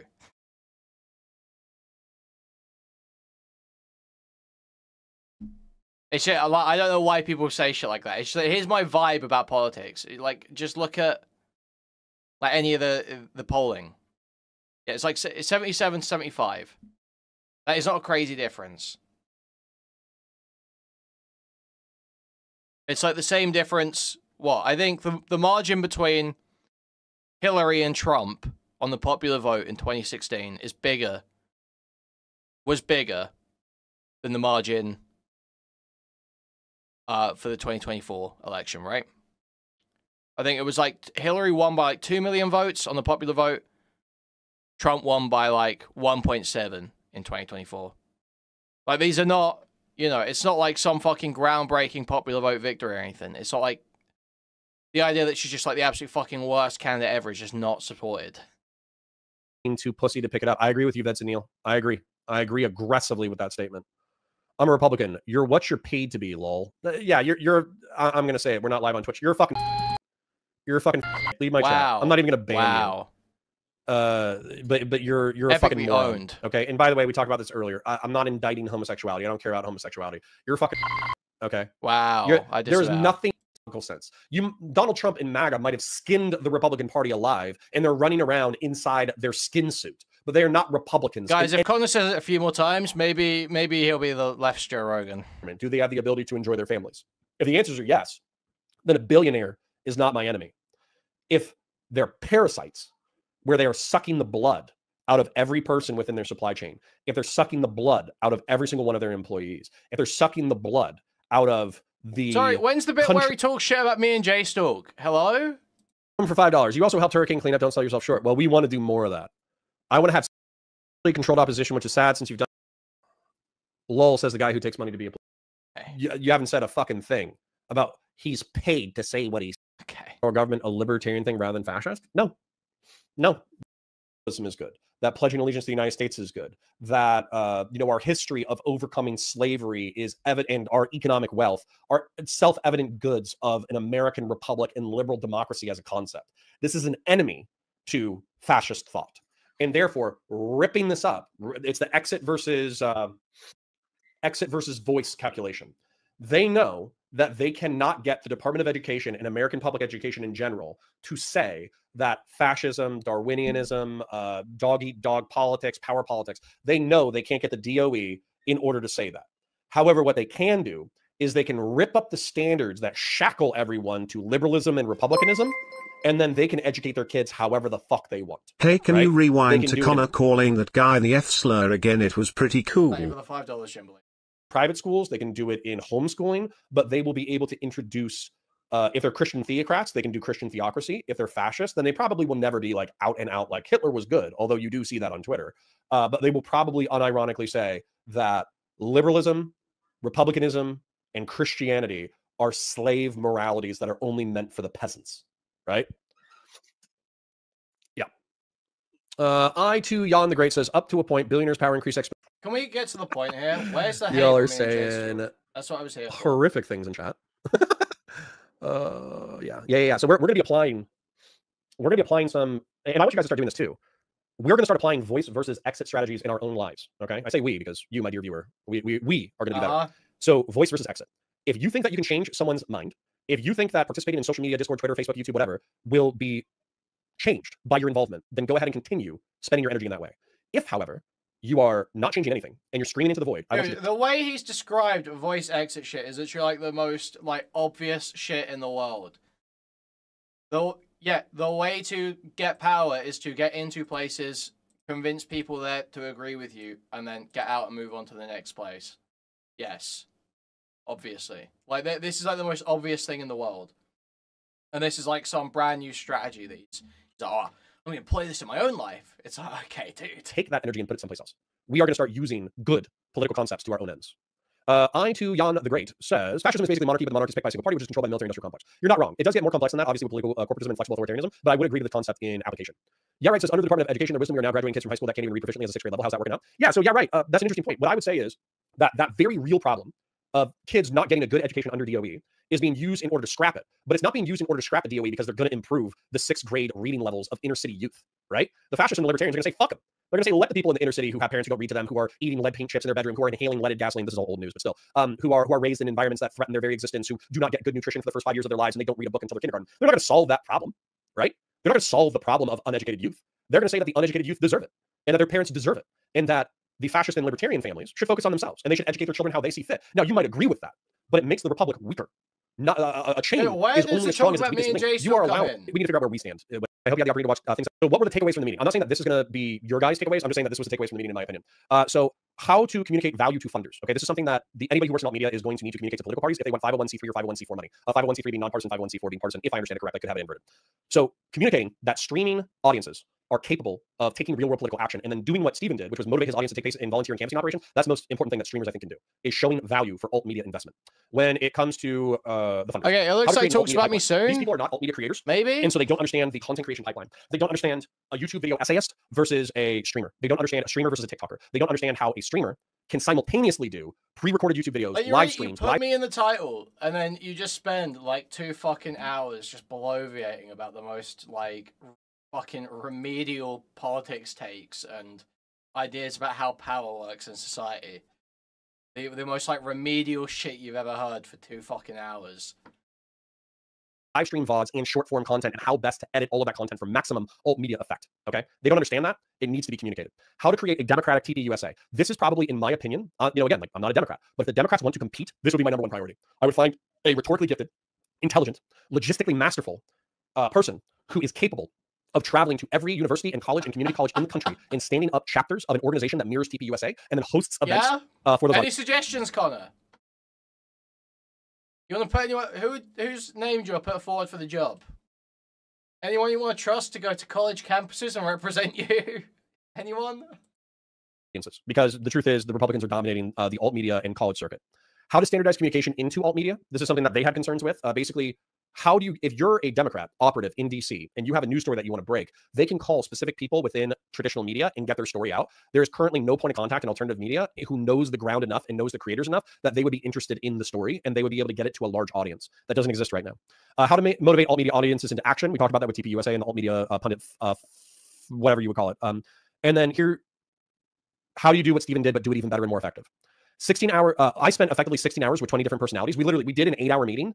And then we talked until 10 o'clock at night after the 8-hour meeting. So it was actually like from 4 to 10. So it was another 6 hours. So we spent 14 hours together talking about all of this stuff.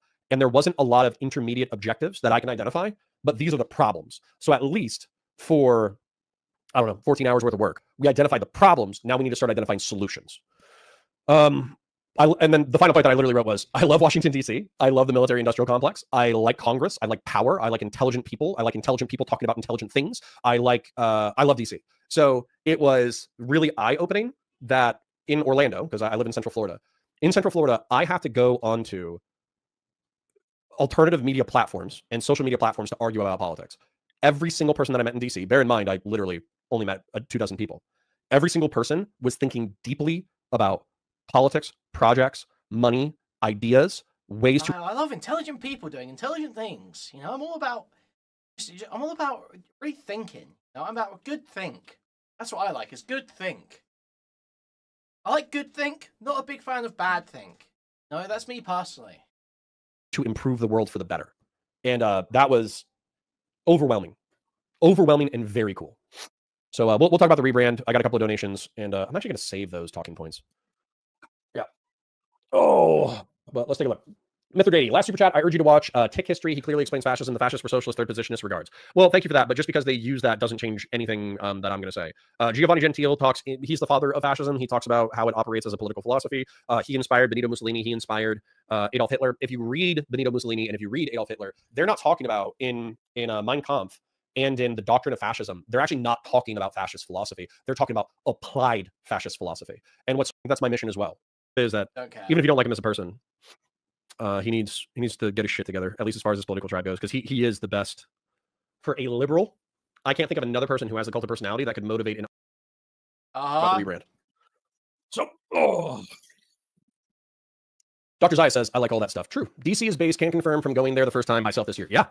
I know people don't like power, money, influence, etc. They don't like it, but I do.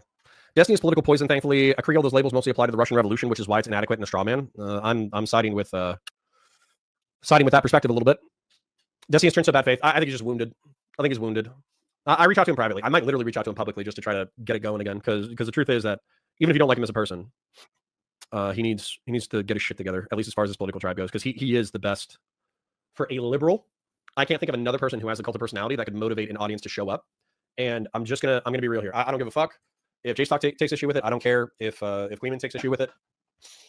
Steven motivated his audience to show up to 2 different cities with 300 people each and knock on 40,000 to 50,000 doors in each city. Entering Glizzy Overdrive.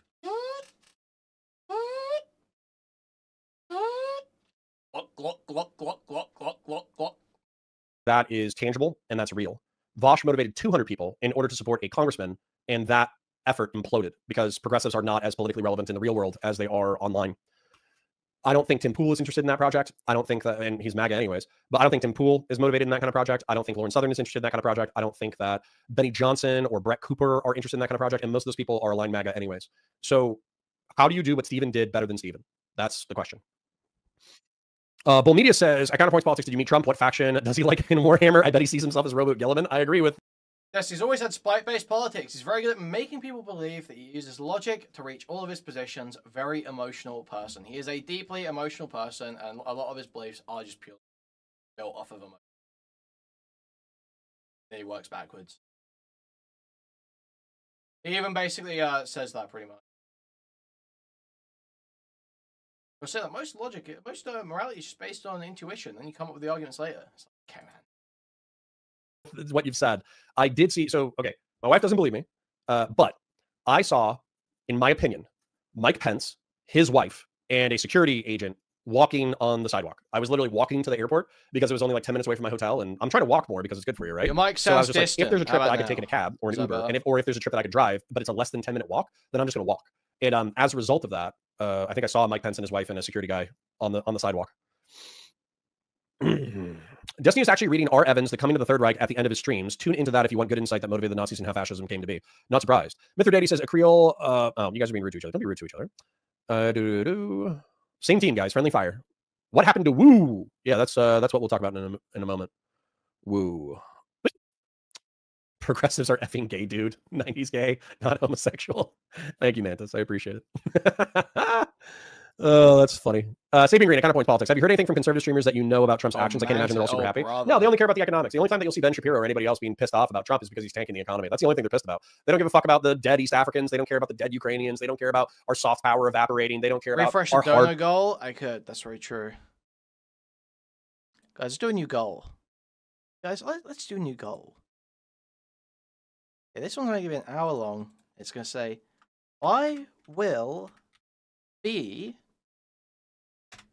happy. Smile.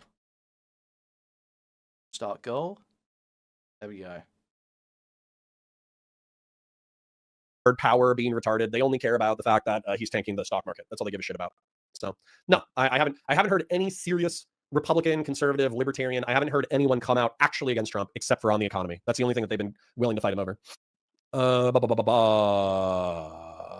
Yeah. Well, hold on, Kay. I agree with you, but that's the thing is, how do we use that? So people showed up for Destiny because they like Destiny, not because of politics. They showed up to be around him and help him. His core audience really backs him. So that's the thing. It doesn't matter. Okay. So we can talk about liberalism philosophically. We can talk about the Republic philosophically. But if it takes personalities to go into their communities in order to actually pursue a real world goal, for their online communities to coalesce around them in order to pursue that real world goal, I don't care if people are there because they like the personality or if they actually have highfalutin philosophy. Louis, listen. Doubters are going to be ashamed, okay? That's all I'll say. Floating around in their brain. The point is that the work is getting done. Stay on that side. So I'm not saying that you're arguing against that. On that I'm just side. saying that we need to know that and understand it, and we need to be intelligent about how we deploy it. So, yeah, what you said is true, and we need to be intelligent about how that's true. Anyways, so let's talk about the rebrand. Okay. So what happened a month ago? Okay. So on your screen right now, it says Counterfire, it says Brianna Wu, and at Counter. The general idea for Counterfire was you get a Republican and you get a Democrat who are both upset with their respective sides. Brianna Wu was upset with the progressives. I'm obviously upset with MAGA. Okay. We come together every single week and we review news stories in order to, I don't know, put into the world good vibes.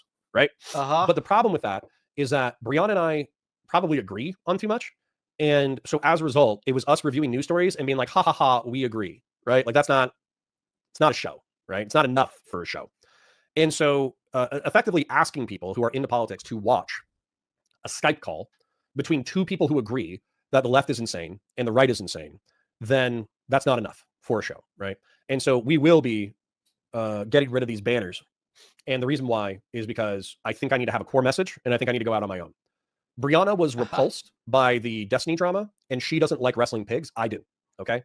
If Kuihman wanted to call and talk about Kyla and how she's a massive piece of shit and she should kill herself and this, that, the other or whatever, I would. Whoa, I've never said that. Whoa, I'm being slandered here.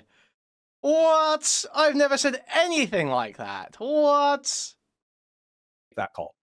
If Lavloon wanted to talk to me about how Destiny is a rapist, he's not just an e-rapist, he's like an actual rapist, then I would take that call because I don't mind being in the mud. I don't mind wrestling pigs. It's, it's part of Twitch and YouTube politics, right? And so Brianna I have never verbally said that on a live stream. She wants the highfalutin ideas. She wants to be in DC. She wants to be talking to bigwigs. She wants to be doing big projects. She wants to be getting tens of thousands of dollars or millions of dollars, and she wants to be funneling those into projects. I just don't think that that's going to work in alt media. So Brianna right now is doing her own project. I think she's traveling to Israel in the next few weeks in order to do a project in Israel, basically a documentary shoot. I'm not a part of that as far as I know. I'm supposed to, if I was, I should be leaving in 4 days, and I haven't gotten an itinerary. So I would have done that. Who are you betting with, Louis? Who are you betting with about my set? Louis, who have you got a bet with about my set? Who's backing me? Is it Freddie? Who's betting me? Who's betting on my set right now? We had a meeting about it. I told her what I would be doing. She had positive feedback, Freddie. But I basically said, if I'm going to help you with this big project, which seems pretty big, then I want to help with my project. She was like, okay, let's have another meeting. And then I think she got so busy with it that we just never had that meeting. So good luck. God bless. I wish her nothing but the best. But I think for the Counterfire channel, we're going out on our own. Right. And so what we're going to do, I'm thinking about it really aggressively, and I do need feedback from people I trust, but we need to build a brand, at least in my opinion, in alternative media around the center right. It's just true. MAGA is 55% of the party. The 45% of the party that doesn't like MAGA is fractured and broken, and they don't have a coherent message. I want to represent that 45%, and I want to take the fight to the far right, and I want to take the fight to conservatives, and I want to take the fight to libertarians, and I want to take the fight to fascists, because while we might share some beliefs, the truth is that what is being executed right now is vile. It's repulsive. It's bad for the republic. It erodes every principle that I was ever raised with. It erodes and destroys every single thing that. You should talk to this guy. Maybe you could be his co-host if you want someone else he disagrees with. First of all, I wouldn't want to co-host a show like this. Second of all, here's the thing. I don't disagree with Connor politically, like a whole bunch. I have like huge political disagreements with Connor. It's not the case. I'm a lib. Okay? I'm a moderate lib. That's me. So I don't really disagree with any other like moderate that much. The thing is that Connor is just like incredibly self-serious.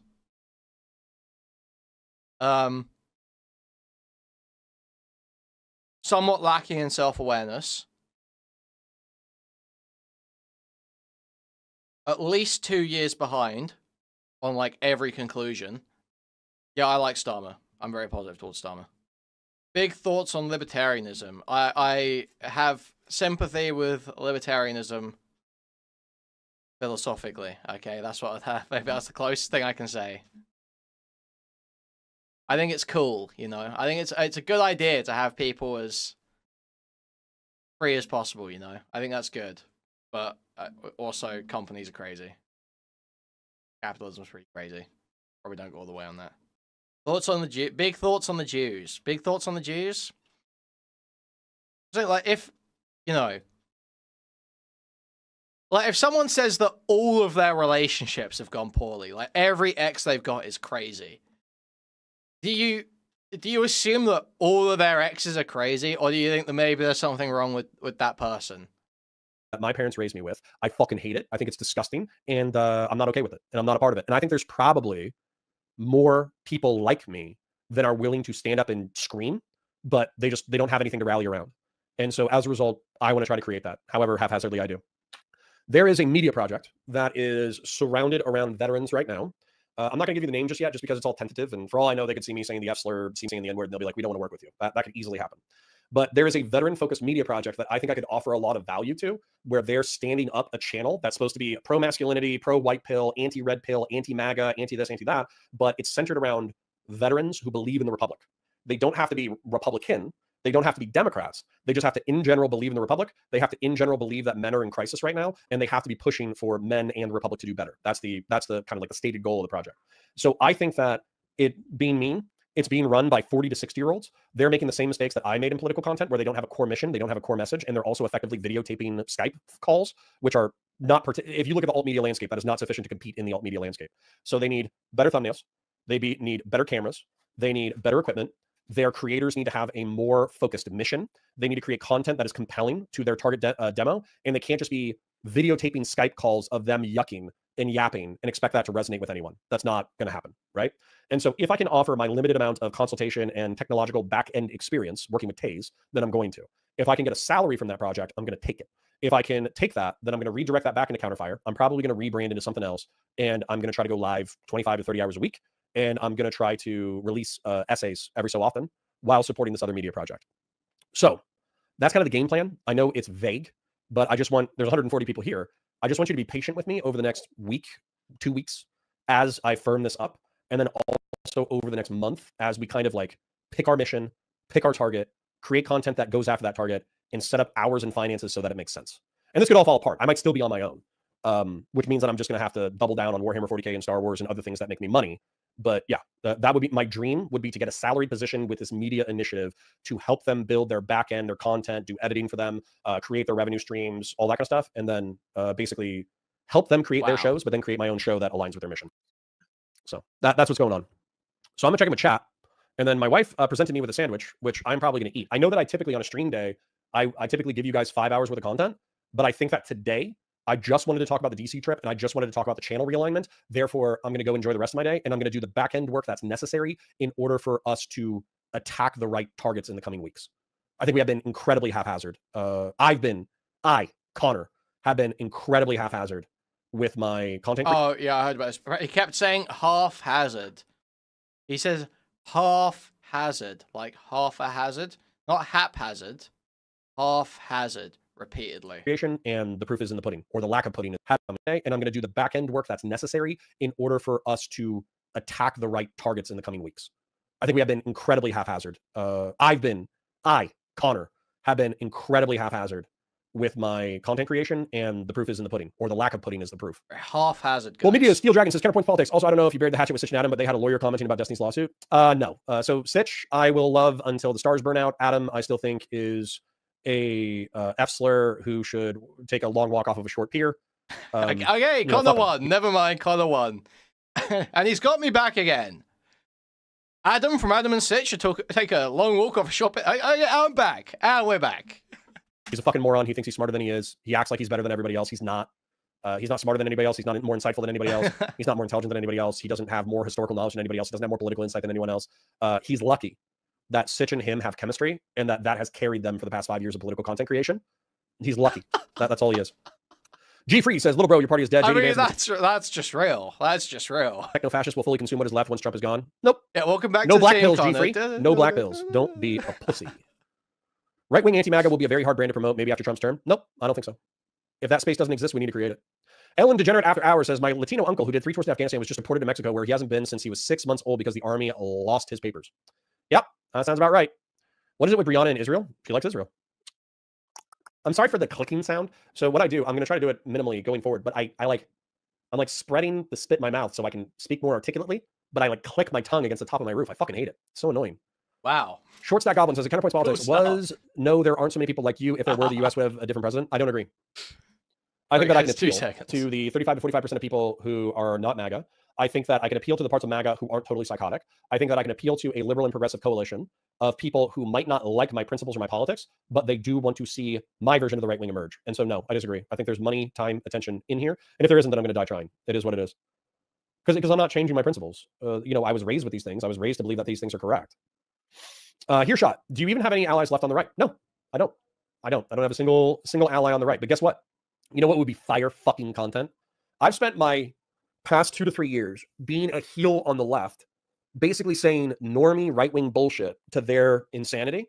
And so half of my audience, 3/4 of my audience, no offense to my audience, I love my audience, but it's sane lefties, libertarians, and some Republicans who might not agree with what I say, but they might not agree with the principles, but they at least like that I stand on business, right? When it comes to these principles, right? So what we need to do is we need to go into the right wing. We need to show why they're wrong and why we are better. I think that I would be infinitely more productive and prosperous if I would, because Tim Pool started with a message that I think actually resonates that isn't bad. Okay. Tim Pool said, the left has gone too far. They are violating principles that I have held dear to my heart for decades. I cannot be associated with them anymore. And as a result, I am going to play the mill and try to call out everybody's bullshit. That was the original Dave Rubin shtick. That was the original Tim Pool shtick. But what happened is, because centrism often plays to contrarian thinking, he just started being contrarian to the left. And so as a result, everything the right wing did, even if it's the most retarded shit you've ever heard in your entire life, everything the right wing did, everything that Trump did was good. So not only did he take all the disaffected lefties and centrists and move them rightward, but then he started attracting and keeping a healthy chunk of the right wing. Now, what's happened is that some of his disaffected liberal centrists, moderate rightoids, they might have broken off because they see him as a grifter and a shill and a delusional fucking moron. But he has kept enough centrists and moved them to MAGA. And now he has influence in MAGA because he basically said that everything they do is correct because he's a fucking moron, right? That's what. Yeah, dude, this is like the most. Sorry, my back. Did I just hit my head and wake up in 2017? Like, what are we doing here? It's just totally fucking absurd. Like, this is literally shit that everyone's already said. Everyone already knows this. Less talking about, oh, you know, Trump got some of those classical liberals. Yeah, all this fucking stupid shit. More just doing. Like, why are you sitting here having a 2-hour stream about your strategy for political content going forward, instead of just incorporating the things that you've come to realize and making the political content? Why are you doing a 2.5-hour stream talking about the strategy instead of just putting the strategy into play? Like, most people figured this strategy out 8 years ago. They already know what's going on. I don't know who you think you're informing here. How about you just start doing? Start building that left-wing media ecosystem. Instead of sitting there chatting for 2 fucking hours for no benefit about, oh, you know, Trump managed to capture some populist centrists by simply being anti-establishment in 2016. Yeah, we know, man. We know. What I'm arguing about is I have this tiny sliver in the liberal, centrist, Republican, moderate, libertarian space where we agree on some principles, but we disagree with a lot. I need to go into the right, and I need to have the fights with the Christian nationalists and the fascists and all those people, because the truth is that their philosophy and principles are dog shit. They fucking suck. And there's probably a lot of people who turn to these philosophies, 1, out of desperation, but then 2, because it's just funny and entertaining. So I think I will never convert a liberal into a Republican. I will never convert a leftist into a liberal or centrist or a Republican. I just think that they're so entrenched that I'm like an oddity to them. However, I can take libertarians and I can probably make them a little statist. I can take Christian theocrats and I can make them not authoritarian. I can take fascists and I can make them agree with some principles of the Republic. So I think I would be more effective on the right. Just, you know, maybe I'm delusional, but that's I think that's a more productive way. Billy Koo says 3 Africans died because of MAGA. You're what a fucking like literally, and not homosexual, right? Homo something else. Whoa! Kill yourself. Whoa! I disavow. I totally. We are watching this disgusting homophobe for the purpose of condemning him, just for the sake of any Google staff that may see this at some point. This disgusting homophobe. I hate him. I hate him for the way he treats the gay community. I'm a huge Chapel Roan fan, and I'm disgusted by the things this guy's saying. There are 3 Africans who died for 12 cents a day. So you and your ilk killed those people. And then there are hundreds, if not thousands, of Ukrainians who died as a direct result of what J.D. Vance did. So I understand that you might not care about. I think that freedom of speech and freedom of conscience are universal human goods. I think that the right to self-defense, up to and including against your own government, is a universal human good. I believe that limited government, as set forth in our Constitution, are universal human goods. And the more that governments are like the Republic of the United States, the better their countries will be. That's what I believe principally. And Ukrainians are currently fighting for their right to get their Eastern European kleptocratic shithole to be more like the United States, to be more like Western Europe, to care more about freedom of speech and freedom of conscience, to care more about the right to self-defense up against Russians, to care more about the rule of law and anti-corruption. That's what they care about, and I care about it with them. because I think these are universal human goods. You and your ilk have backstabbed those people, and you've killed hundreds, if not thousands of them within the past 2 weeks. By cheering on J.D. Vance and supporting what he's done, you have killed those people. So you can say, it's not a big a deal, it's 3 East Africans, who gives a shit? And I'll call you a fucking piece of shit. You're a fucking piece of shit. I hope that you get fucking AIDS. I hope that you have a preventable disease that could be solved by 12 cents. And I hope the Machiavellian, Darwinian society that you are currently advocating for denies you your own life-saving medication, and then I hope you die. That's what I hope. You just heard that that happened. You're laughing about it in my chat. I hope that the thing that you're laughing about happens to you. Billy Koo.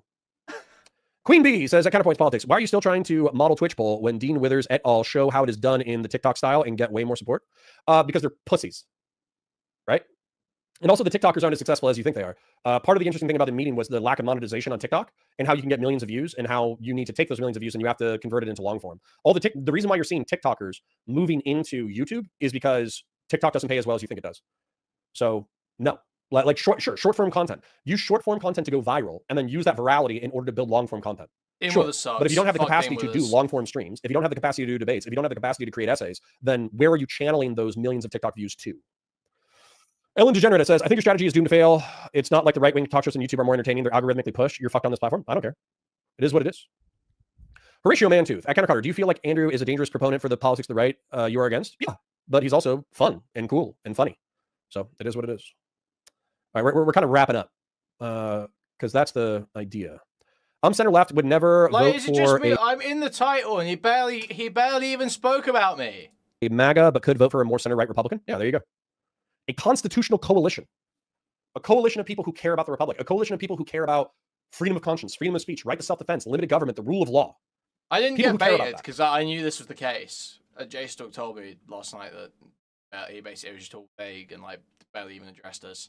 So I knew this was the case, but it's just crazy. You don't have to agree with every single thing that I've said. You don't have to agree. People are saying, lol, Connor, please stop, when I'm saying the F slur. But you don't have to agree with everything I've said. We just have to agree that the United States of America and Republican values, small r, I guess, are good.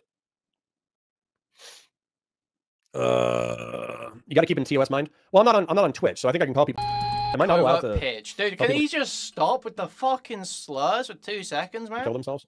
Let's take a look. Between 50 and 100 bucks. We had more than 130 people throughout the stream, so I appreciate it. The Phoenix 215 says, not much, but hope your endeavors goes well. Thank you for the $2. It is appreciated. We did get like 10 donations today, probably made between 50 and 100 bucks. We had more than 130 people throughout the stream, so I appreciate it. Yankees are so delusional. Short Stack Goblin says, pretending the rule of law is a U.S. principle in 2025. People say that all the time, that he's pitching to my audience, Chud's audience. It's just like, if he is, it's not working because no one fucking likes him here. He's just so delusional. It's a concept. It's 100% a concept. It's 100% what I was raised with. It's 100% what... Short Stack Goblin, I've seen you before, so I'm not going to be as rude as I am to some of these random people who are shitters in my chat. You understand the courts are checking MAGA right now. You understand that like the only thing that is holding back this executive nefarious slashes are the courts right now. The balance of powers. The only thing holding the Republic together is the Republican system. So I think you're delusional, in my opinion, if you have that take.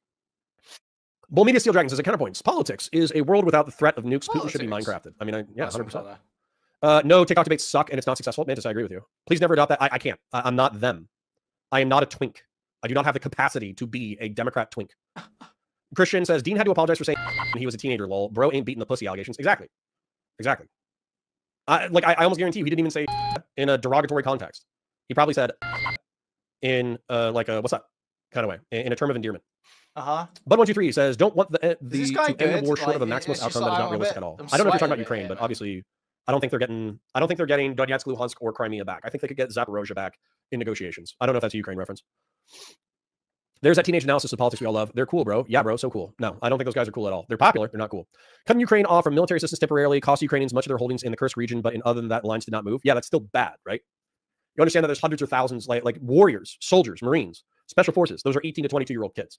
So those kids might have died anyways, but we killed them with our actions. So there are dozens, if not hundreds, if not thousands of kids who died in Kursk as a direct result of J.D. Vance blowing up negotiations. Love to eat wuss 79 says, how are you going to move people to the left when they are openly hate straight white men? Don't you feel you are going against your interest by helping them? No, I wouldn't consider people who hate straight white men to be a part of my coalition. And I also wouldn't be seeking to move people, quote unquote, to the left. I wouldn't move them to the left. I would try to move them to a sane right. Right. Just say, keep yourself safe and it's good. Nah. As a Dem, I'd be honored to lose to an old school economic conservative. Yeah. Yeah. $10 super sticker. Thank you. Gen X, I think you're a little late. We're probably wrapping up. I'm sorry to say. At Counterpoints, politics. The courts are not the people. The U.S. people have spoken. The U.S. people have failed the republic. No, short stack. You fucking moron. No, you dumbass. Like, dude, we literally need to do Schoolhouse Rock for fucking alt media dumbasses. I swear to God. And I'm sorry if I'm being mean, but no. The whole point of a Republican system is that you have elected representatives, and elected representatives act within what they think is best for their districts and the people that they represent, and in the general body politic of the United States of America. True. All right. Is never derogatory. It can be. It can be. I agree that in general, the word by itself can't be derogatory. So for instance, like, wow, if you're saying something derogatory with the N-word with an A in it, then you're describing somebody as terrible while using N-word in order to address them. I agree with that. N-I-G-G-E-R is almost always derogatory. Yeah. So K-Soko says, I've been reading that our allies and customers of defense equipment are now reevaluating who to buy from. Donald is a fool. True. Canada is considering dropping the F-35. And Spain already dropped the F-35. We've lost billions of dollars in defense contracts as a direct result. Go ask Alice says, you dumb motherfucker, lifelong Democrats are leaving that insane death cult and you claiming to be a Republican or selling your soul to them. You're a pathetic piece of shit. No, go ask Alice. Go fuck yourself. You're a fucking moron. You're actually the biggest, dumbest dipshit on here right now. You're literally, we spent the past 2 hours talking about all Connor does is seethe chat, randoms on Twitter. It's like this guy's entire life, his whole stream is him getting one guide. It's like a level of one guying I've never seen from anyone else. The whole 2 hours runtime we've watched so far has been him just arguing with chat, basically. He will talk for like a minute or two at a time about something, some idea he's had. And then he'll just go back to getting one guide for like 10 minutes at a time. And then he goes on Twitter, and the entire time he's on Twitter, all day, all night, he is replying to nobodies on Twitter, just back and forth. It's saying that, oh, I could rape Kuihman. I could rape Kuihman for like the last 3 fucking weeks. It's totally absurd. It's fucking absurd. The Beltway. Techno-fascists creating a Trojan horse through J.D. Vance in order to skin MAGA and use MAGA. We've talked about how MAGA has skinned the Republican Party in order to go after their own dumbass agenda. You are exactly what I'm talking about. You are the plebeian, pea-brained rhinoceros. Well, I plan on using rhinoceros as part of my branding. You are a bird-brained, dipshit, dumbass motherfucker who's being played by people who are 10,000 times smarter than you. You're not even a pawn. Calling you a pawn of somebody else's game is like it's an insult to pawns. Queen B says, at Counterpoints Politics, is it easier to rape Kuihman or Dean Withers? Kuihman. Dean Withers actually has muscle mass. So that's Photoshop. Kuihman doesn't look like he has muscle mass. Type 1 in the chat if you think you cannot Kuihman. For the anti-constitution guy, you could say, I'm doomer pilled, but I'm from the outside. I have no trust in you guys. That's okay. Short stack Alvin, I'm sorry if I was being insulting. I'm not trying to be like too insulting to you. I just disagree with you vociferously. Yeah. Somebody says it's Portugal, not Spain. I agree, cameraman. I might be wrong. I might be mixing up those two. Guys, but short stack Alvin, I agree with you, and you should not trust the American population. But guess what? This is part of the reason why I'm not a Democrat. Demos, the population, the people. That's the root word. It's the Greek word for people, okay? Trump is a populist. He played on economic fear and anxieties in order to gin up the population, in order to get them to do wildly stupid shit, okay? This was always a danger. Go ask Alice, says your stupid-ass AIDS story did not happen. All right, let's pull it up. Oh my God, dude. I have no regrets. Stupid shit with the economy, and they don't care about it. You'd probably leave if a civil war happened. I don't know. Republican who... Yeah, this was just totally worthless. Wow. Wow, really awesome stuff happening here.